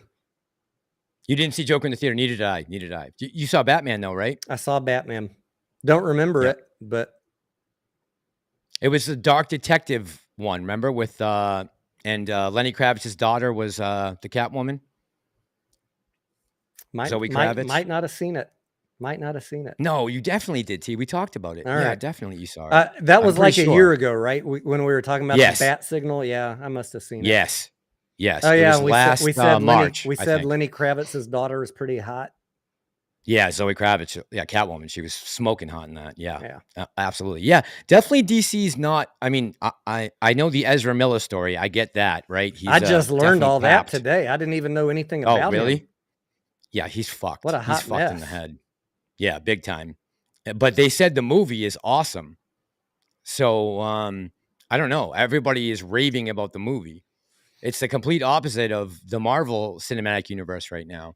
But remember, and T, I'm going to keep saying this. That's the great thing about the movie theaters. We already have production and, plans for like the next like 5, 6, 7 years. I mean, these production companies are lining up projects for, 2027, 8, 9. They know the theaters aren't going anywhere. So I hope we all understand that these production houses are not going to start sinking billions of dollars into projects that are never going to show up on the screen. They just won't do it. I'm not anti-woke. I'm anti film production companies putting out movies that aren't going to make $1 billion. Yeah. When they should. Like Lightyear. Lightyear should have been a smash out of the park, $1 billion, right? Last 2 had done it, crossed it. They switched it up, took out Tim Allen because of his political beliefs, put in Chris Evans, put in, a gay cat. We barely broke, I think, 100 million. My analysis is very black and white. If you want to make a woke movie, just make a woke movie like that one about the bros. Bros. Just make a bros. Yeah. But when they put in 1 or 2 scenes that right or wrong, prevents people from going to a movie, that upsets me because I'm about the dollars and the cents, baby. I could care about your politics. Uh, for me, I want to see these movies make $1 billion, and it pisses me off when people talk them down, and then it gets half the audience doesn't go see it. Pisses me off. Yep. Yeah. Yeah. I'm pissed that we haven't had a Star Wars film since 2019, and we're not going to get one for another 3 years. 7-year gap in the biggest IP that you spent $4 billion on. What's going on? What is going on with the head of Lucasfilm? Why is this woman, Kathleen Kennedy, what does she have on either Iger or Chapek or someone on the C-suite at Disney that they continue to let her run this thing into the fucking ground? I mean, it's insane that she keeps popping out every year, coming to these Comic Cons, getting booed off the stage. And I mean, geez, not for nothing. And I enjoy seeing these companies get what they deserve. But when it comes to AMC in the theaters, man, just can you at least cut us a break with the movies? I don't care if you put things on every other product. Just leave the movie theaters alone. Can we just get back to basics and fundamentals with the movies? Watch what Mission Impossible will do. I think it will do probably just as good, if not better. Maybe not better than Top Gun, because Mission Impossible is not as iconic, I guess, of a movie, but it has a huge following. This is what, the fifth or sixth one. Um, it might do 2 billion. You don't know. We don't know, right? Could. No one expected Super Mario to do 1.2. That's for sure. And I it's don't know still in the why theaters. I don't know why I like the Mission Impossible series so much. I mean, it's not the best acting, but just the storylines, the stunts, the setting, the place of everything is so over the top that Mm. I just appreciate it. Hmm. Yeah. I I'm really, really looking forward to this next one. And knowing, seeing him do that stunt and all of the build up to that, all of the people there who he put he put his life in all of their hands, right? The guy with the motorcycle, the guy who built the ramp, the guy who put his parachute, packed it, and he took that jump just for the fans. I mean, he didn't have to do that, right? He definitely did not have to do that stunt. There's no way Tom Cruise has to do that stunt. No way. No way. They can get a easy body double for him, show a close up going up the ramp, a headshot, and then, a long shot where you can't really see. But the fact that he did it, I think, will draw in even more people just to say, hey, man, I appreciate you risking your life to give me a 2-second shot of you flying off a motorcycle off a cliff. You know what I mean? Like, he Yep. risked his life for a 30-second movie clip. And, that will help AMC. Thanks, Tom. That's all I'm going to say. And he was right about SSRIs, too. I I heard I watched a video someone was talking about. Oh, it was Samir, these YouTubers, Samir and somebody. They were interviewing the Tom Cruise AI guy. You know, the one that changes his face with Tom Cruise, and he's Oh, yeah, been yeah. doing all these. Hmm. They were interviewing him. He actually does kind of look like Tom Cruise, but I heard them say something which I never thought about. The dude that plays Tom Cruise in all those YouTube videos. He said, "Do you know that Tom Cruise has never done a commercial, never done a TV show, never done anything except the movies?" I never realized that. He's never done anything besides movies. Yeah. You're right. I mean, what was like one of his first roles? Like Outsiders? I think back to Risky Business. I don't know which one was first. Hmm. Good question. Cocktail's still one of my favorites. Yeah, that was a good one. He's always I been love Cocktail. he's always been good on-screen presence. Yeah. Oh Fucking my God. fucking born with charisma. I hate those people. Hmm. I know. I Some of know. us are born with Very envious, charisma. right? Some of us are just born assholes. 10 grit. Hmm. Like Keenan Grace, man. Keenan Grace has crazy charisma. Guys, just on top of it. Let's see here. From Outsider to Jack Reacher. Outsider might have been his first movie, T. 18 years old. Tom Cruise, IMDb. Let's see. First movie. What year was that? 80s? I'm trying to see here. So he's been in 46 movies. Wow. If you run down Tom Cruise's movies, holy shit. You All want right. to So his first, what? look when you're done, look how many movies Nicolas Cage has been in. It's like 180. What Oh was my his God. first Yeah. one? Because he has a lot of, okay. So first movie was Endless Love in 81. Then he was in Taps, which was about, I Taps. believe, the Yeah. military. Yeah. Yep. 81 as well. Losing It in 82, never heard of it. And then 83 hours, and also 83 Risky Business. Yep. Okay. And All the Right Moves. Shit. 3 of those in 83. Outsiders, Risky Business, All the Right Moves. And then he did Legend, which was an awesome cult classic. And then Top Gun.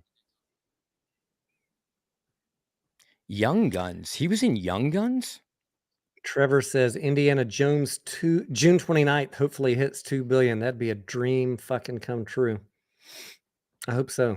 Just remember, guys, this is Kathleen Kennedy and this is Lucasfilm. So more than likely, they're going to kill off Indiana Jones. Just be prepared. Just be prepared. I'm telling you, it's coming right now. I have heard. Listen, John Williams, the guy who writes the scores, he let the cat out of the bag last fall when he was doing a concert in Italy.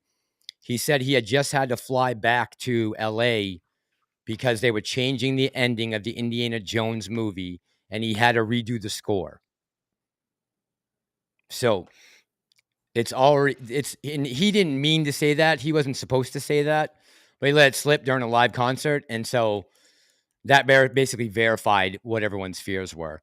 Unless because of the backlash, they had him come in and they changed the ending. I don't know how it did in test scores. They said, Lucasfilm said they didn't do any test screenings for Dana. people to comment on. So technically, as of this point, I guess no one has seen it besides, people at Lucasfilm, but they haven't had any test screenings. But John Williams did let it out of the bag last year that he had to go back to redo the score for the ending of Indiana Jones.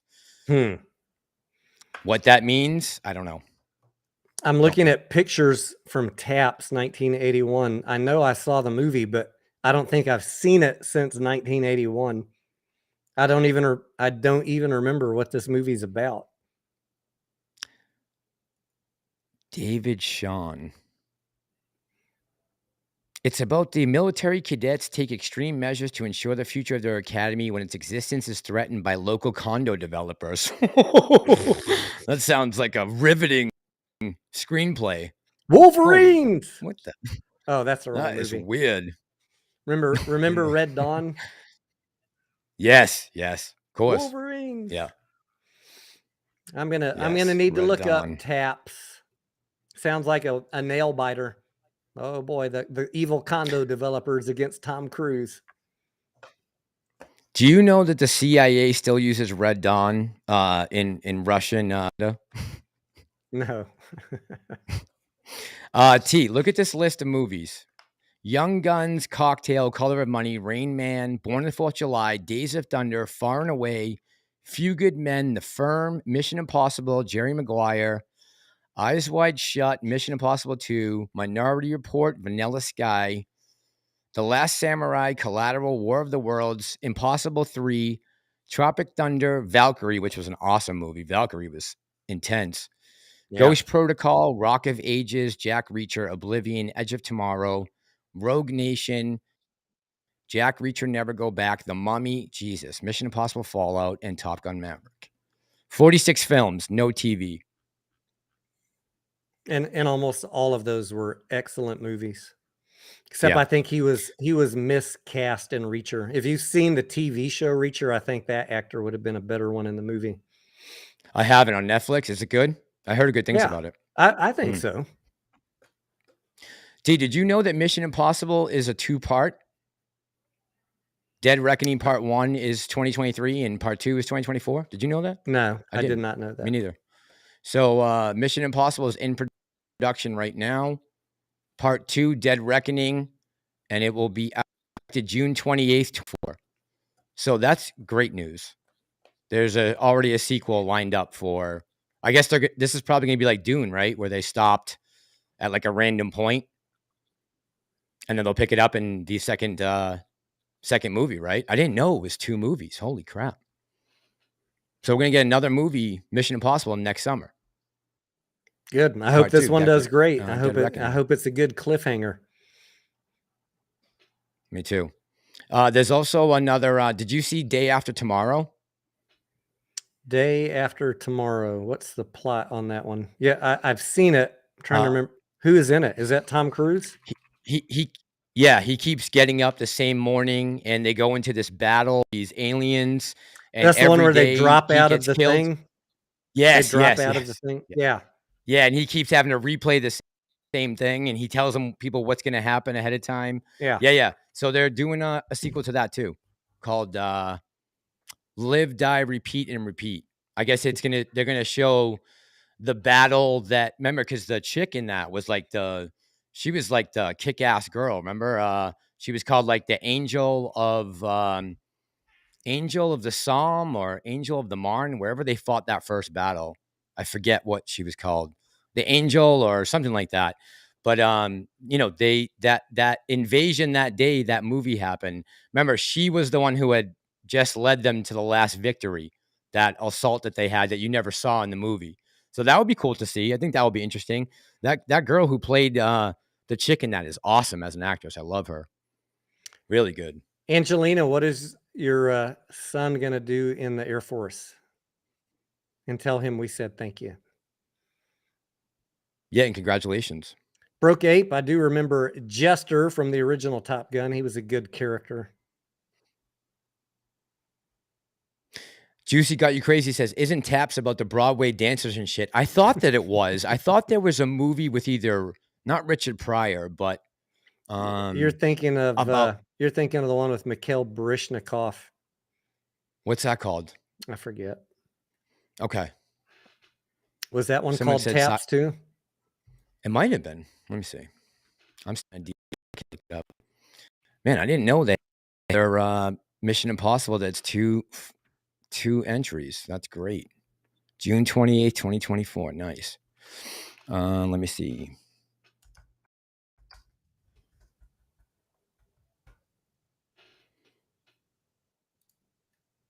Taps.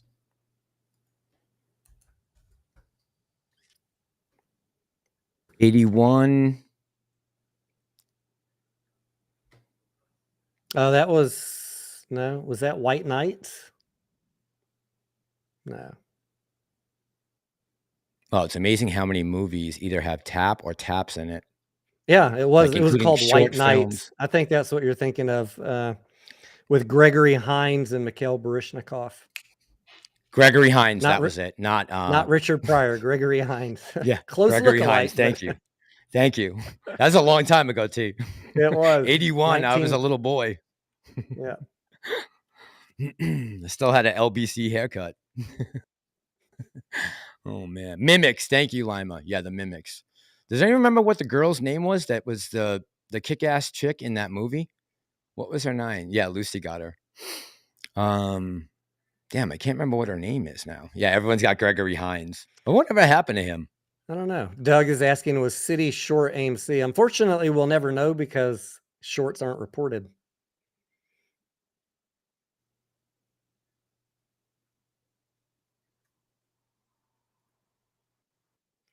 It is kind of irritating though, isn't it, Massalorian? That I wonder, what kind of deals, what kind of restrictions are put on someone that is working with AMC? Like if Citigroup knew in February 2022 that all this was playing out in August, do they have any restrictions not to trade, not to take a derivative position?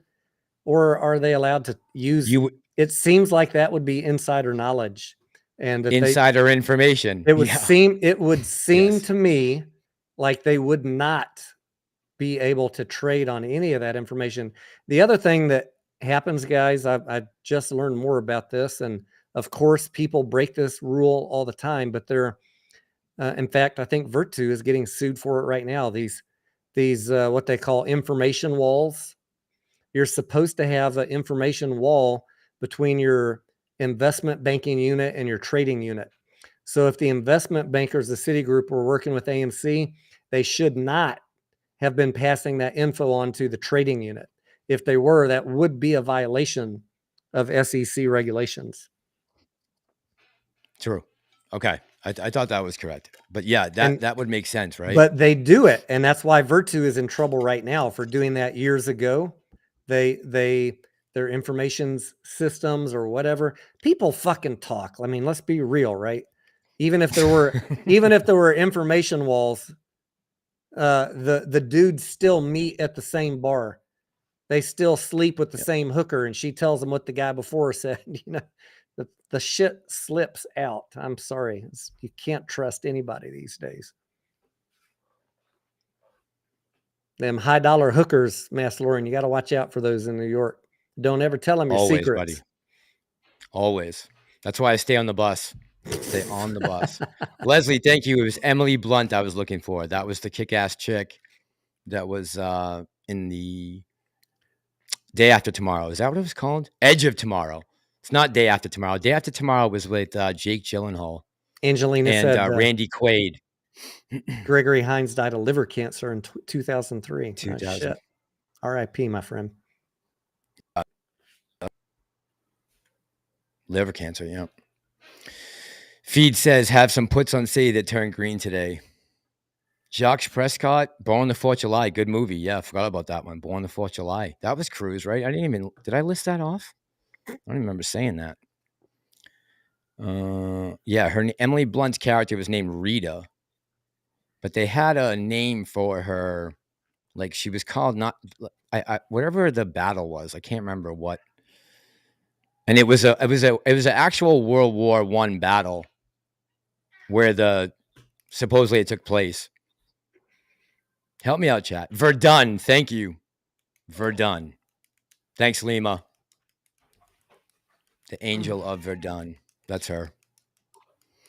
Magnetic Renaissance says, do you anticipate popcorn or credit card to bring higher revenues for AMC? I personally have no idea. Yeah, absolutely, Magnetic. But I mean, we're having some issues. We have people in the chat who are saying they can't find popcorn. But Tony's saying that he's found it to be either very limited or gone every time he's gone to look at it, right, T? Yeah, I mean they've got to ramp up production to meet the overwhelming demand. So what we really need is some insight onto what is the production capacity. Because if they can only if they can only manufacture 10,000 units a week, that is limiting your sales. So I don't know. I mean, it's hard for me to say how much we could make off of it until I have some idea. I need to see a report from the company. What is the sales throughput? We can come up with all sort of crazy estimates, and people are. I've seen people say we're going to make $1 billion on popcorn, but how are you going to make $1 billion if your production line's only putting out 10,000 units a week? And we did get some confirmation, Mass. I don't know if you heard this. The profit margin, according to Adam Aaron, is about 25% on a bag of popcorn. So $1 a bag times however many they can produce per week. That's your number, guys. That's a good markup, right? Yeah, I mean, it's healthy. I mean, there are people making predictions based on 80%. There's no way it's 80%, 25%, 30 maybe. But let's just figure rough numbers, conservative, $1 a bag. Now the only other missing number we need is how many are they producing per week? We know they're going to sell them all. How many are they producing? That's your revenue per week or per month. And I don't know the answer, but anything is better than zero, right? It's a new revenue stream. It's going to be big. Give it time, be patient. I'm going to be very conservative when I talk about popcorn. I'm not going to give you some crazy numbers. 2024, much more exciting to me. When we're in grocery stores, convenience stores, full production capacity, multiple lines, 3 shifts. the more confidence they have that they can sell it, they're gonna increase production. I sure would be. I'd be Pumping contracting them for out as fast as some I can. extra lines. Yeah, Yeah. and they will, Yep. and they will. But you don't go spend a bunch of money until you can prove that you have the sales. Yeah, I'm sure they had to see like, okay, we're gonna do a limited run, maybe as they did, right? They opened it in only I think a quarter of the stores, and then we were supposed to be in all the stores by the end of the last month. So they probably That had a that limited run, that's right? how we did it. I've developed a manufacturing and sales plan for many global products, not in grocery, but we always had a ramp, and it never met demand on day one. But you got to prove out your process, and so I imagine that food production's probably about the same way. They'll get Yeah. there, guys. It's I And mean, give them a few months. Our ramp was like 4 months to full production. Popcorn's way easier to manufacture than what I was building. yeah, and if this is getting made in the United States, at least we're not dealing with overseas supply chain issues, right? Yeah. So that's a good I thing, right? I'm not gonna judge them on, running out of product in the first 30 days, but give them No, give no, no, them no, no. give them a few months. Just be patient. It'll be fine. Yeah. We don't know what's gonna happen before then, but at least we know they're not going anywhere.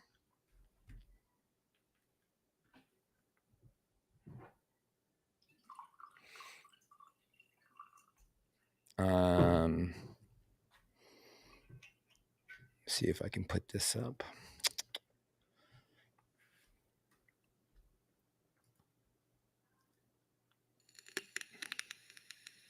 Desktop. What do you think the, markup is on a $40 popcorn tin, Massalorian?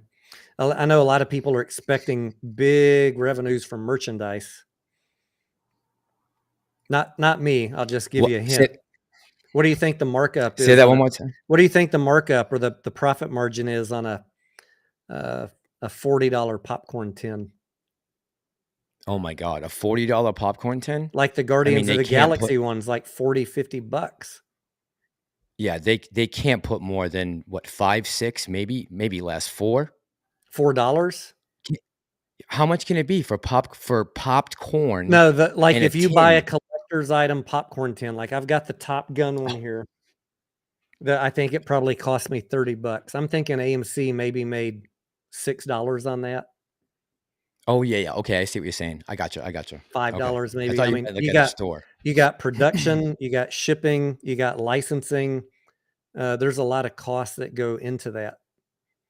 So Yeah, licensing is a big one, right? I don't even It's really putting Guardians of the Galaxy on for it. me, the money we make from merchandise, it's a plus, but I don't really count it as much. You can see revenue other on the income statement. We're not killing it on revenue other. It's an afterthought. It's better than zero, but you're never going to hear me talking about merchandise as a major contributor to AMC's income. It's a nice adder. Yes, it's a nice add-on. Yeah, something we weren't even expecting, right? It's better than nothing, for sure. Yeah, and it's what we asked for. It's Yep. what we asked for as retail. We said that was one of the best ideas that I think retail came up with to help AMC get out of The this mess was the brand power of you know, the biggest popcorn movie chain in the world. Put it to use, get it on multiple shelves that revenue, people can bring in. Yeah. Yep. multiple revenue streams. Like if you get 10 of those streams going of different sources of revenue, merchandise, uh, popcorn, credit cards, each one adds a little bit collectively, as they build out multiple revenue sources, that starts becoming meaningful. Yes. It's better Yes. than doing nothing. It's better than being a Radio Shack and getting, crushed into oblivion by becoming obsolescent, a blockbuster. They're trying. They're fucking trying. And I applaud that. Yeah. Absolutely. Yep. Absolutely. Did you see my advertisement tee? That's up on the screen. The I hat. saw it. What So now what I'm doing is I'm going to give everyone an extra 2 more letters in one number for free. Actually, it would be a penny less than what Lou's charging, and Is you'll that get go fuck your March 3rd? yes, yes, yeah. Go fuck your March 3rd. Because he's got the go fuck your mother hats for $34.99. I'm going to give you the number 3 and an R and a D for a penny less. I would buy one of those from you, Massalorian. It looks good on Lou. That's for damn sure. Hell yeah, Lou. He wears the shit out of that thing. Oh boy, I should make them one day. I probably will. Just to, start giving them out to maybe super chats or some super thanks. I should make them. I bet they fly off the shelf. I can't believe he's selling a half for $35 and a mug for what $29.99. The man who would never sell his soul for merch. God, I don't got T-shirts, Tupperware, no cups until 2023. Not a YouTuber. Not a YouTuber. That's right. As Jackson says, vaporized. God. March 3rd. We don't have a March 3rd, Joey. We definitely don't have any connections with Gary Gensler and his implementation of certain SEC rulings years in advance. We got no transparency. Right. Ever. But Lou was right. Because he Ape? said Ape was going to go down. I'll give him that. Like we miscalled that one. Yeah, 100%. I'm not too proud to own up to my mistakes, but he will never talk about any of his mistakes. No, just move on to the next distraction. Didn't you just say that Al erased his entire video catalog again? I don't know. Can someone independently verify that? That's what I was told. Can anyone independently verify that for Mass and Tony, please? Robot Godzilla and My Ginsla. He did call those. My Ginsla is definitely friends with Lou. That's for sure. And he put way too much faith in Gary Gensler. God damn. Did you see? T, I have, so there's a clip I have of Huzanga. I think it's Huzanga, who's the head of the House committee that sat down with Gensler for 4 hours last week. You know how they totally tore him apart. Did you see that? No. So last week, I saw them tear Gensler apart, but I haven't seen the other clip you're talking about. So before they sit down, somehow the cameras at C-SPAN or whoever was picking up the feed showed Huizenga, who is the chair, and Gensler talking before the whole thing. And I'm working on dubbing in some audio for what they would be saying before he actually goes and sits down to testify. Should be pretty funny. So just stay posted. I'm going to rip you one just so you know, okay? You good with that? All right, just play along. It looks like that's what they're talking about. I'm not even kidding. That's like exactly the road I'm going down with this. We got to make this look believable, Gary. Yeah. Just give it to me. Give it to I'll buy you a steak dinner afterwards. I will squirm in my seat as much as possible. Yeah, I'm definitely gonna do that. Like, I just want to say, like, oh yeah, I have to go back to my constituents, and I can't give them any more bullshit about commodities. If Ethereum's a commodity or a, what were they debating over? Whether it was a commodity or, oh shit, what were they debating over? The big question was Ethereum. What are they? What is it? What is it technically? Is it a commodity or? But you agreed that Bitcoin was a commodity, did you not? So is Ethereum a commodity? You would think so. THX says Al has 18 videos. 18 total videos. I think he had more than 18 today. Yesterday. He probably has. Froggy went off the rails the other day, huh? 29 videos in 7 hours. I don't know. No comment. He's a mad worker. Robot Godzilla, he was right about that, Joe. I got two things for people that missed yesterday's live stream, last night's live stream. And since I haven't talked to you, I don't think that you probably know about this, but and I know you don't watch my live streams. I'm asleep too. I know you're a hardworking man. Work in the morning, man. There is a upcoming change in the Delaware legislature. All this talk that we're talking about APE and preferred shares and what AMC did. You know what they're proposing in the Delaware legislature? To allow all these companies to do reverse splits without shareholder approval. No way. Yes, it's going to be voted on this year. Chancellor already highlighting. I'm going to do a video on it this week. I got to go look up the bill. So all this complaining, I'm just telling you guys early, like as retail traders, we're about to get the screw that is turning on us in all these plays. You're about to get screwed twice as hard because you're not even going to know. You're not even going to see it coming. All right, T, say And that one more time just so I make sure I heard you correctly. Can you just say right that one more time, now, please? right now, when a company is getting low on cash or they're about to be delisted, they have to do a proxy statement and a shareholder meeting and a vote to approve a reverse split, right? So we know we're about to get screwed. Now, a lot of YouTubers will still ignore that and, you know, tell you to still buy Mullen and Bed Bath & Beyond. But, you know, money losing companies that are about to be delisted, and it's bullish to do a reverse split under those conditions. When you're losing, when your revenue's declining, I'm drawing a clear distinction here, right, between AMC. When your revenue is declining and you're sub $1, that's not a great situation to be in to reverse split. Very different than AMC when the revenue's increasing and we're not delisting because we're at 20 cents. But all of these companies need to do a reverse split and they need to get people to vote on them, and retail never shows up, and they can't a lot of times get the reverse split done. So, and they're complaining to Delaware about that, where all these companies are headquartered. So Delaware is pushing a bill through Congress to modify the law, the Delaware General Corporate Law, to allow them to reverse split without a shareholder vote. Okay, so that would only apply to Delaware-based companies, or how? Okay, Delaware, where companies are incorporated in Delaware, which is most of them. a lot, right? Yeah, Most, yeah. yeah. So I'll throw up the bat signal this week, and we'll start tracking that. But that's coming down the pipe. You guys We need to gotta be aware of protest that. that. We gotta protest that. That We're we can't let that happen. we have no say in that.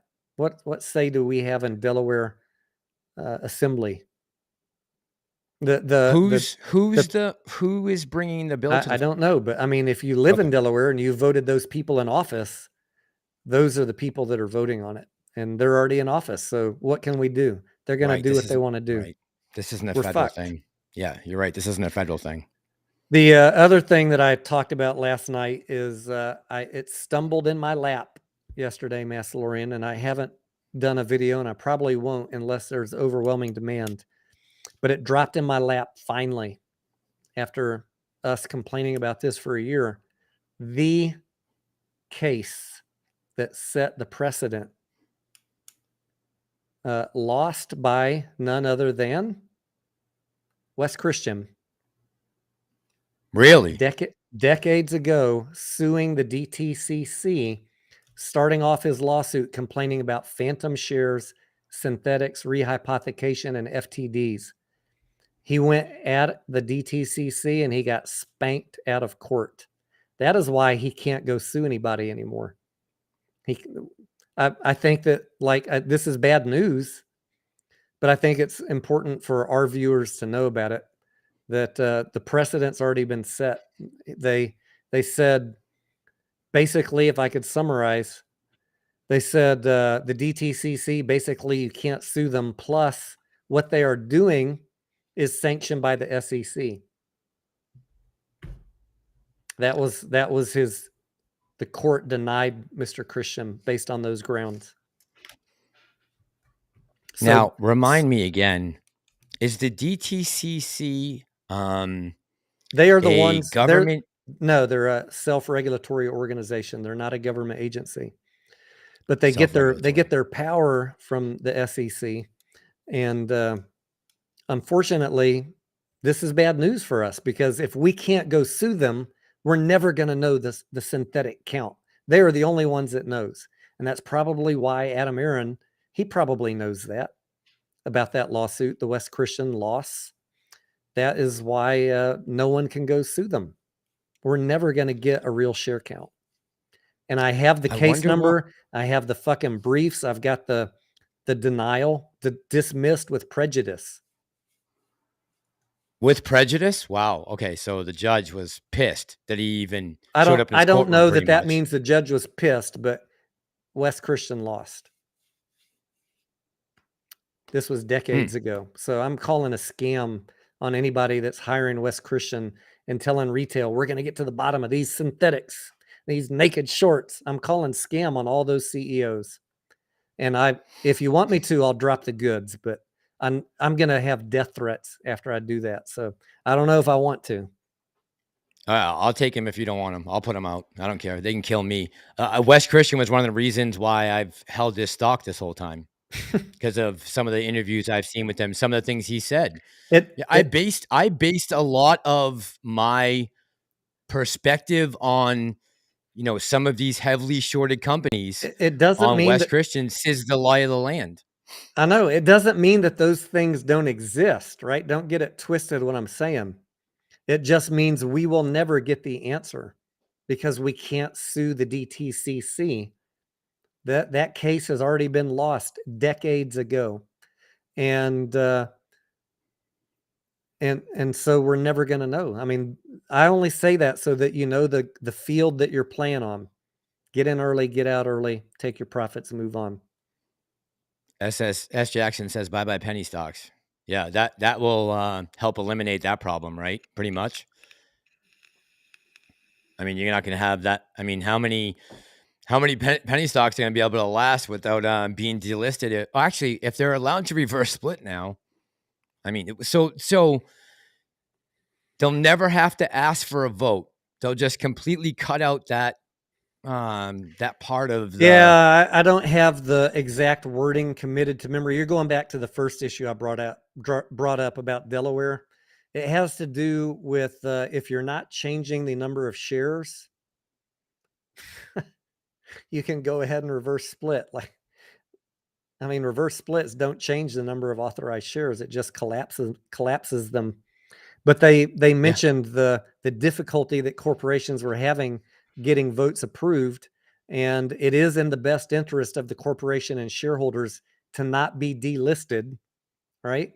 You don't want to Yep. go down to the OTC. No. And considering that it is in the best interest, we need to go ahead and change the law to make it easier for these companies to reverse split. That was the summary of the bill. Wow.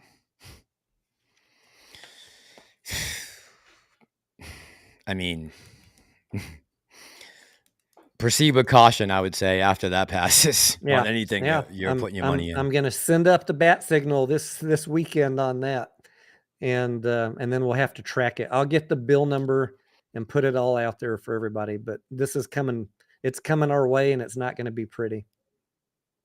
If you're playing penny stocks and you know companies that have Yeah. no revenue that are in the gutter on the verge of being delisted. I don't know why people are so excited about those stocks in the first place, but a lot of our audience is. So Oh, uh, I know why. I know why. You want to know why? Because people out there tell them that this is going to 20, 30, $40, $80, $100. I won't cut my beard until it hits triple digits. I won't leave the country unless it hits 1,000. There's people out there telling other people, just hold, don't worry. It's got a lot more room to play with. We've heard that a million times about yeah. these stocks.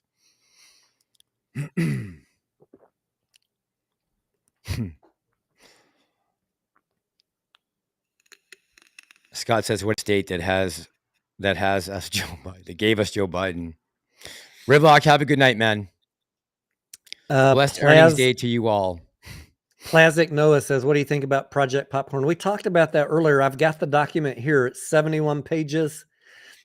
At the beginning of this live stream, we went through the plaintiff's brief and, we went through the defendant brief, and we have not, Massalorian was having some audio issues, so we didn't go through the plaintiff brief, but we are aware of Project Popcorn. We did a 10-minute talk on it about 30 minutes ago.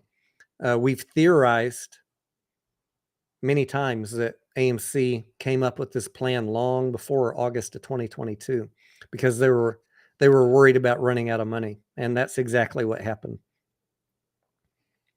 That's my thoughts on it. They did the financial analysis. They in their brief, the defendant brief, they said we're in the latest 10Q. They warned you they're going to run out of money by the end of 2023. It is a high risk of bankruptcy. That's in AMC's fucking 10Q, February 28th. You can find it. I'm not just here trying to scare people. I'm reading to you what the company's telling you. It is a risk, one not to ignore.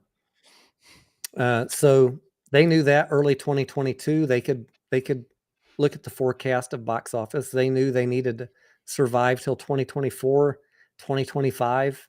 And so they put a plan in motion to ensure that all shareholders did not go to zero. And that's how I'm going to call it. There's going to be, for every one Tony Denaro, there's going to be 40 YouTubers saying it was crime. They were trying to help their hedge fund buddies, trying to screw you out of a short squeeze.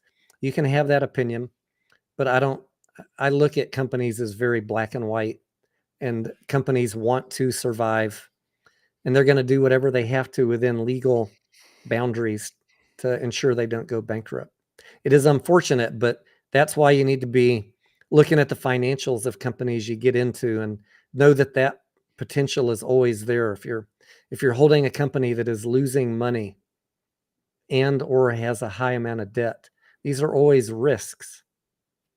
AMC was never about fundamentals, but at some point, if you don't get a squeeze, fundamentals come into play. Balance sheets matter. And we got squeezes. We just didn't get a MOAS. We got a couple squeezes. We got a little squeeze in January. We got a little squeeze in June. But we didn't get a MOAS, right? Alpha to Omega says, so what are you saying, Mass? You don't believe in the squeeze? Alpha to Omega, I'm talking about the guys out there that are saying that, oh God, what are those? COSM and Clove and fucking all those shit stocks. Zila, XELA, Boxed. Man, Right. I got a whole playlist of these pump and dump penny stocks. Right. Yeah. Yeah. I've seen what GME can do. I've seen what AMC can do. I've seen the backing they have from retail. I know how, excitement can move the price on these stocks. I don't see that with a lot of these other penny stocks that have no, that have terrible fundamentals. Terrible fundamentals. Angelina says in January I could have made 150K. Angelina, I hate I hate thinking back to what I could have had or what I did have that I let go by the wayside. Your boy, Roy Boy. You got that? Roy, I bought some at $38, Roy. I thought we had a shot in 2021. Even until Thanksgiving, I still thought we had a shot. But once I saw the Fed raising rates, I know what that's going to do to the stock market. That sucked the wind out of everything. It changed everything, unfortunately. Yeah. Not because of us, but because big money was not going to go into stocks. And the more they raise rates, the more big money is sitting on the side, buying treasuries, playing it safe. It's weird and now too. we're at the whims of the high frequency traders. There's no big money trying to pile into risky plays. Lucy said stimulus checks definitely helped. Yeah, I would agree with that. There definitely is a little bit something to that for sure. A lot of people took their stimmy money, right? And a lot of people still have their stimmy money in that. I still got some stimmy money in that. I didn't get a lot, but I wasn't one of those people who was getting $1,000 a week to stay home for unemployment. They were given regular state unemployment and then another $600 from the federal government. I wasn't making that. Yeah, Angelina, I'm not upset about it anymore either. I mean, I made my decision to say I was holding through no matter what, because everyone was at that time. I mean, I wasn't the only one that held through 60 and 70 all the way down. There was a lot of people who did that. I'm not the only YouTuber that did that. That was there back in, April of 2021 and still was there in August of 2021. I probably Should have made the safer play. Maybe I should have sold half my position when we reached those astronomical numbers. But I didn't do enough research, and I didn't know that Adam Aaron had those 20 million shares in his back pocket that morning. And that completely screwed me because I wasn't paying attention and I wasn't doing enough research before. I'm going to share I was something with you guys that we talk about in our Discord a lot. One mistake that we made. Okay. I have 2 mistakes in the last 2 years, besides buying leaps on Royal Caribbean. and Coinbase on opening day. I We both did I that. recovered my money on Coinbase by buying puts, so that's not a mistake. I mean, it was a mistake, That's but I was wise enough to get out You of it and buy recouped. puts. Yeah. So I don't count that one. That was a learning moment, though. Don't fucking buy IPOs. Fuck But no. the other thing that we talk about, I'm just going to share this with you guys. We talk about this a lot, even 2 years later. When we're going to do better about paying attention when all of the executives and the board are selling. Remember back in June, May 2021? Mm-hmm. We're Yep. going to pay more attention to that. And I'm not going to just put the blinders on because retail is excited. Yeah, that was my major downfall back in the spring of 2021, right? I've learned I was listening too much to other people I've and learned not so doing my much in own the past research. couple years. Retail excitement can't overcome fundamentals, and you should not ignore when everybody inside the corporation is selling. That ought to be a heads up to go ahead and at least take some money off the table. Live and learn, guys. I don't do a lot of short squeezes like this. Usually I'm just in it and out, but I got caught up in the same hype, thinking that we could push it a lot higher like GameStop back in mid 2021. And I had already made a bunch of money on the call options, so I wasn't really that concerned about my shares. But if I would have been more sage, knowing everything I know, watching all these fucking retail squeeze plays over the last 2 years, that would have been one more heads up that it's time to go ahead and get out. Because Prometheus says, okay. Because even if I loved the company, I could have waited a little bit and bought back cheaper. Yep. Matt's not to sell. Yeah, I mean, I did what I said I was doing to my viewers at the time, Matt, right? That was what I was coming out and saying to you guys. I said I was going to hold through that position. People that I care about that invested in this because of me, I told to hold through. That didn't work out so great. So, but I'm not worried about it. I haven't lost anything yet because I haven't sold. Prometheus says there's been news articles put out in the last couple of months pertaining to that these Chinese IPOs were put out there by China to steal money from U.S. markets. That's totally possible, Prometheus. I wouldn't put it. Of course, I mean we're in an economic war with them right now. We're not in a hot war. I call it Chinese money laundering. Yeah, pretty much. Yeah, I mean their real estate market was what got that economy booming for the last 10 years. It collapsed, in the last 2 years while we've been holding this stock, and I would definitely think that they took advantage of the U.S. markets by doing that. And I think T warned a lot of people back in the day that he was getting out of his Neo and some other talks. I think I don't remember if you had positions you were selling, T, or if you just weren't going to buy. I had some Chinese stocks. That was one of my first videos about 2 years ago. Only not because of money laundering or illegality, but because of the Holding Foreign Companies Accountable Act. All Chinese companies are still at risk of being delisted from the U.S. markets if they don't provide accounting to U.S. standards. So I need to do an update on that, Mass. It's been a while. It's been a few months, and I still hold no Chinese stocks. I sold all of them, haven't looked back. But I should go see where we're at on the HFACA holding foreign HF's holding foreign company HFCAA. Is that the right Holding acronym? Foreign Companies Accountable Act.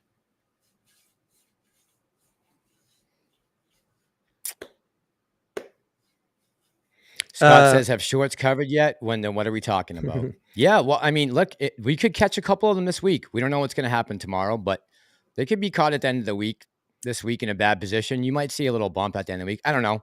It's possible though. I see people asking about Cash App, saying that the earnings is after hours tomorrow. No, it's definitely in the morning. I'll be live at 7:30.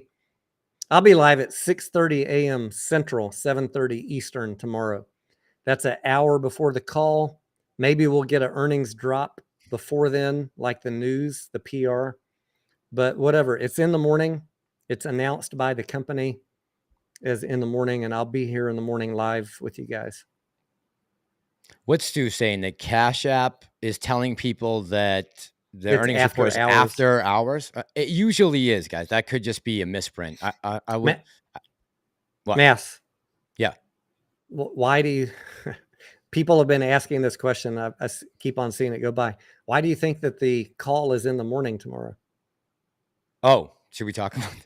I mean, I had some ideas, but I'm not talking about them tonight. I'll keep them to myself and dream about them. No. Tony's got I think the right answer. Honestly, I'm not gonna get you guys hyped up for no reason. No freaking way. Tell them what you think, T. I think you're right. No, I'm not okay. gonna tell them. All right. They don't want to know what I think. We'll probably. They don't want to know. I think we'll find out why they did it in the morning. I think we'll know by the end of the day tomorrow. I have a feeling that we will. You don't think Someone tagged me in a Wrench Capital video where he just said, and I could buy his argument as being very middle of the road and still logical. Like if they announce after hours, it's easy to manipulate the price after hours because of low volume. Mm-hmm. I could see that. I hadn't thought of that, and maybe they want to experiment with what happens if you do it in the morning. Well, that's not my theory. That was Mr. Wrench. Remember, I said to you earlier, I said, maybe it's possible that they have a good announcement and they want to see volume pump during the day, right? That they will have some news that comes out and they don't want it just to be in after hours when most normal people aren't trading, right? Joey says you don't fire people on a Monday. No, Sunday night only, especially Friday, for Disney. Friday at 4 p.m. I've been through several mass layoffs at the company I used to work for when times were bad. Where we get rid of the bottom 10%.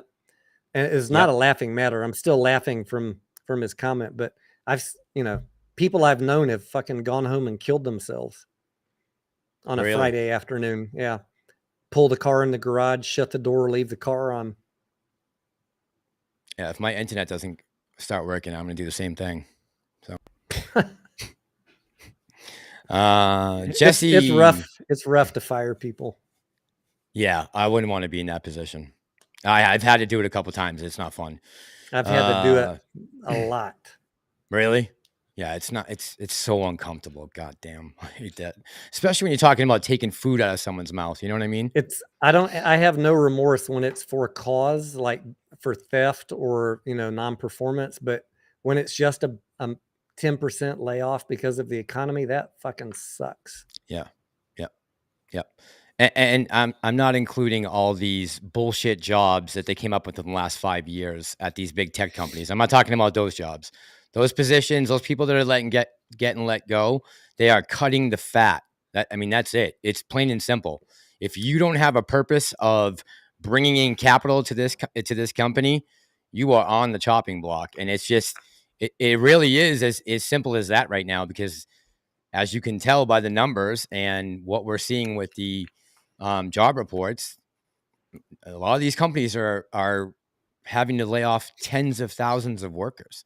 These are multi-billion-dollar companies. We're talking about Disney, Netflix, Google, Amazon. I have less remorse for them when you got a free spa and free yoga and free 3 meals a day and free Starbucks. And fucking naps. Yeah. Naps. I have less remorse for those tech companies that get layoffs. Naps. Like, I remember the company I was working for in the, I think it was early 90s. We had a little bit of a tech crunch, and they took away free coffee, Massalorian. And that was, you would have thought the world was ending. I bet. We're in I bet. trouble. They took away the free coffee. Like that was our only perk back in the early 90s. Now these guys got free everything. And I'm like, man, those companies are wasting money hand over fist. How about you cut back on all that shit? Trim that fat. Yep. Yep. Philip asked, is there one room in the Discord that I'm leading the conversation in? Philip, there's so many rooms because we have all the different tickers, entrepreneur, real estate, crypto. The VIP room is, that's the first place I check for people, that are in that category.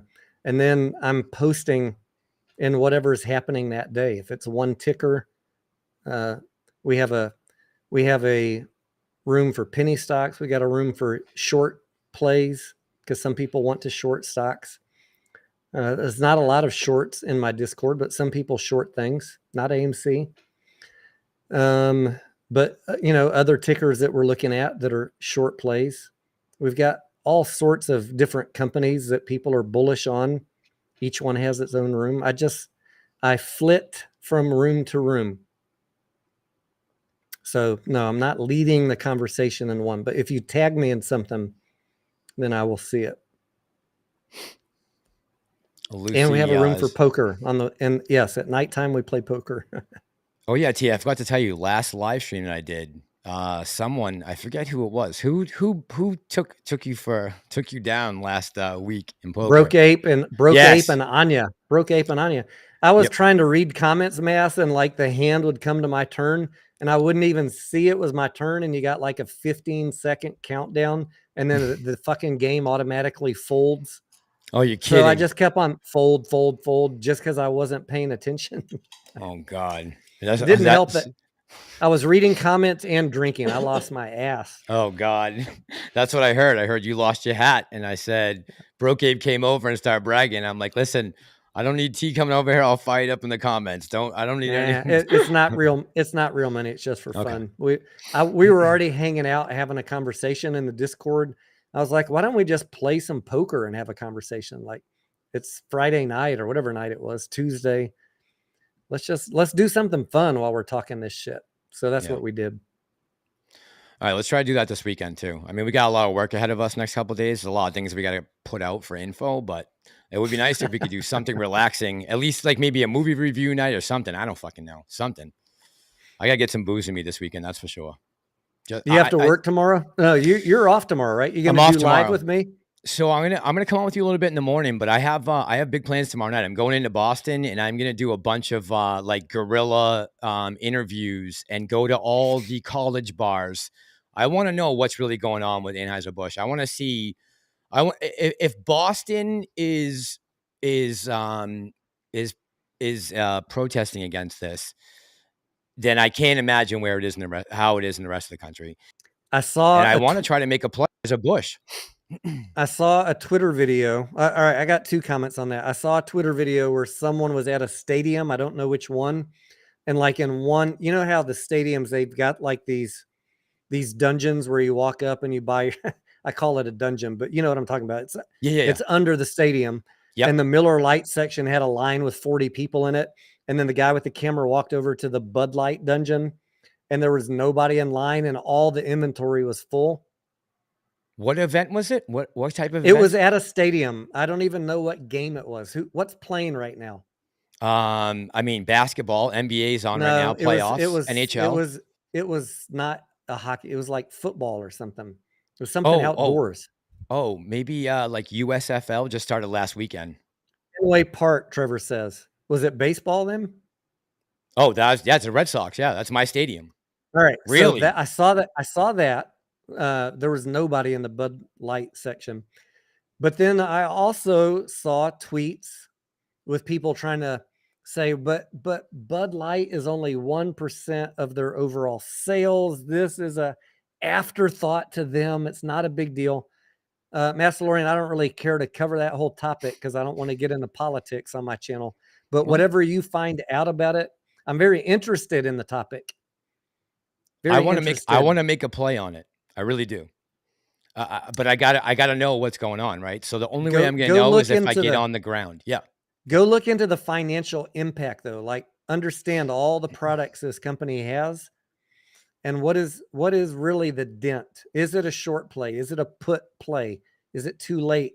Can they recover financially? Because I want to know from a stock perspective what's going to happen. I don't, if it truly is only 1% of their annual revenue, it's going to be an afterthought, right? Are you really believe that Bud Light is 1% of Anheuser-Busch's total It sales? was I a can't I tweet. can't It was a tweet. I haven't validated it. yeah, that They, would really shock me.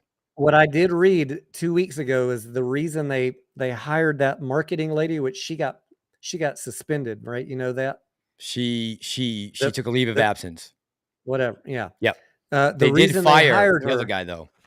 the reason they hired her is because they told her, according to her words, I read in an interview, if you don't turn this product around, we're going to have to cancel it. She said it was a dying brand, right? Yeah. So then it should be 10 times worse with their protests going on. If there was already a dying brand and now no one's buying it, period, it's got to be really bad, which means they got inventory probably from months ago still sitting on the shelves. I mean, this has been going on almost 2 months now. What did I see the What do you latest think if they numbers? made it like 99 cents a can? Would people buy it? I saw that Walmart was giving away free women's underwear, booty shorts, if you bought a case of Bud Light. There was all kinds of shit. Target had sales, Sam's Clubs. They're doing anything to push it out right now. Hold on, let me see what the number is right now. Someone asked me last night, do you drink Bud Light? I've always been a Miller Lite. If I'm drinking beer, hands down, it's Miller Lite. Because my uncle used to own a Miller Lite distributorship. Oh, that makes sense. That makes sense. Support the family, Mass. Yeah, absolutely. All right. Plus, the So a month Bud ago Light when this just started, tastes like water to me. yeah, it tastes like horse piss anyways, right? A year ago. So back on April, the first week in April when it started, the 6th, 4/6/2023, we were at 66.34 a share. And today we closed at what? 65.90. 65.90. So we're talking about a difference of 44 cents in the last 6 weeks. Down about 1% of sales. So I guess the number they're looking at right now is sales are down 26% overall in the last 6 weeks. Of Bud 26%, Light, right? but that's a good question. I have to read the article. I mean, Because 26% of I don't want to say 1%, you wrong. 26% of 1% is not much if it It's is nothing. 1%. It's nothing. That's the investigative journalism you need to do. Yeah, that's why I'm going into town tomorrow. I got to find out like how many kegs you have in your freezers. Like I was in that scene for like 15 years, so I know a lot of people at the steakhouses, a lot of the Lansdowne Street bars, which are behind Fenway Park, which is also Northeastern and BU crowd. Like if the BU Northeastern BC kids and MIT, Tufts, Harvard, if they're not drinking it, I don't know. If it really is only 26% of 1%, yeah, we're not talking about a lot of money, right? Um, but I find that so hard to believe. So hard to believe. I mean, Bud Light has got to be the most popular beer bottle on the planet, no? Or can. Someone said Maybe and draft too. Miller Lite equals urine light. Yeah, there's nothing like really redeeming about Bud Light or Miller Lite. I would prefer a beer with taste, but I don't like the hoppy beers. My wife likes really hoppy beers. So that's why most of the time I'm drinking scotch or bourbon.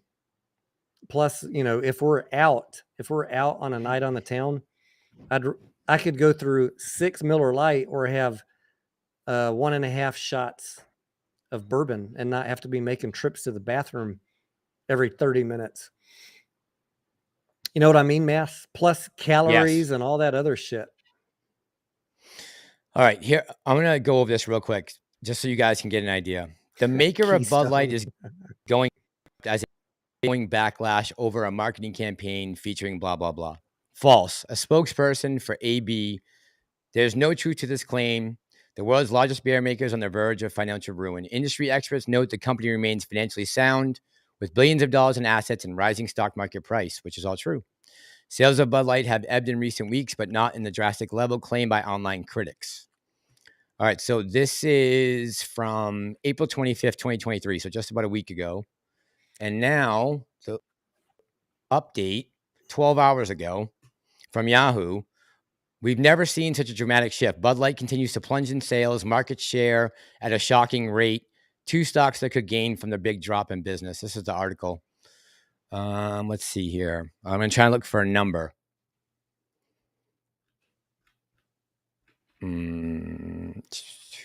Let's see. Okay. The brand's controversial marketing collaboration, which ignited fierce reaction on social media, has apparently led to a dip in Bud Light stores by an astonishing percent in the week ending April 22nd.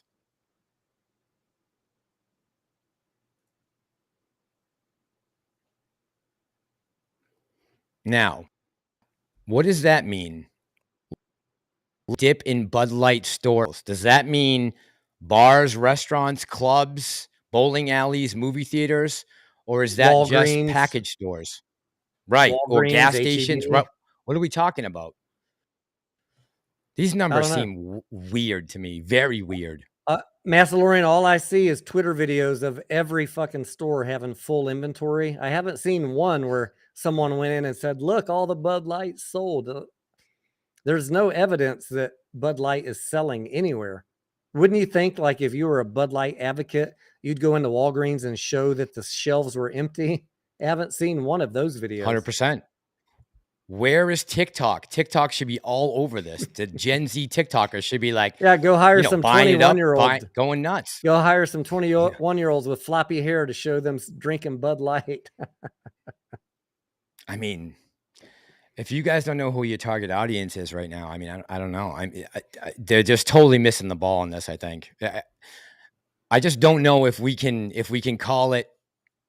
That's why I got to get downtown tomorrow. I got to get downtown tomorrow and see what's really going on. If I walk in and see people at these bars drink, everyone with Bud Light bottles in their hands, I'm going to know that that's probably a good sign that Bud Light's going to be just fine.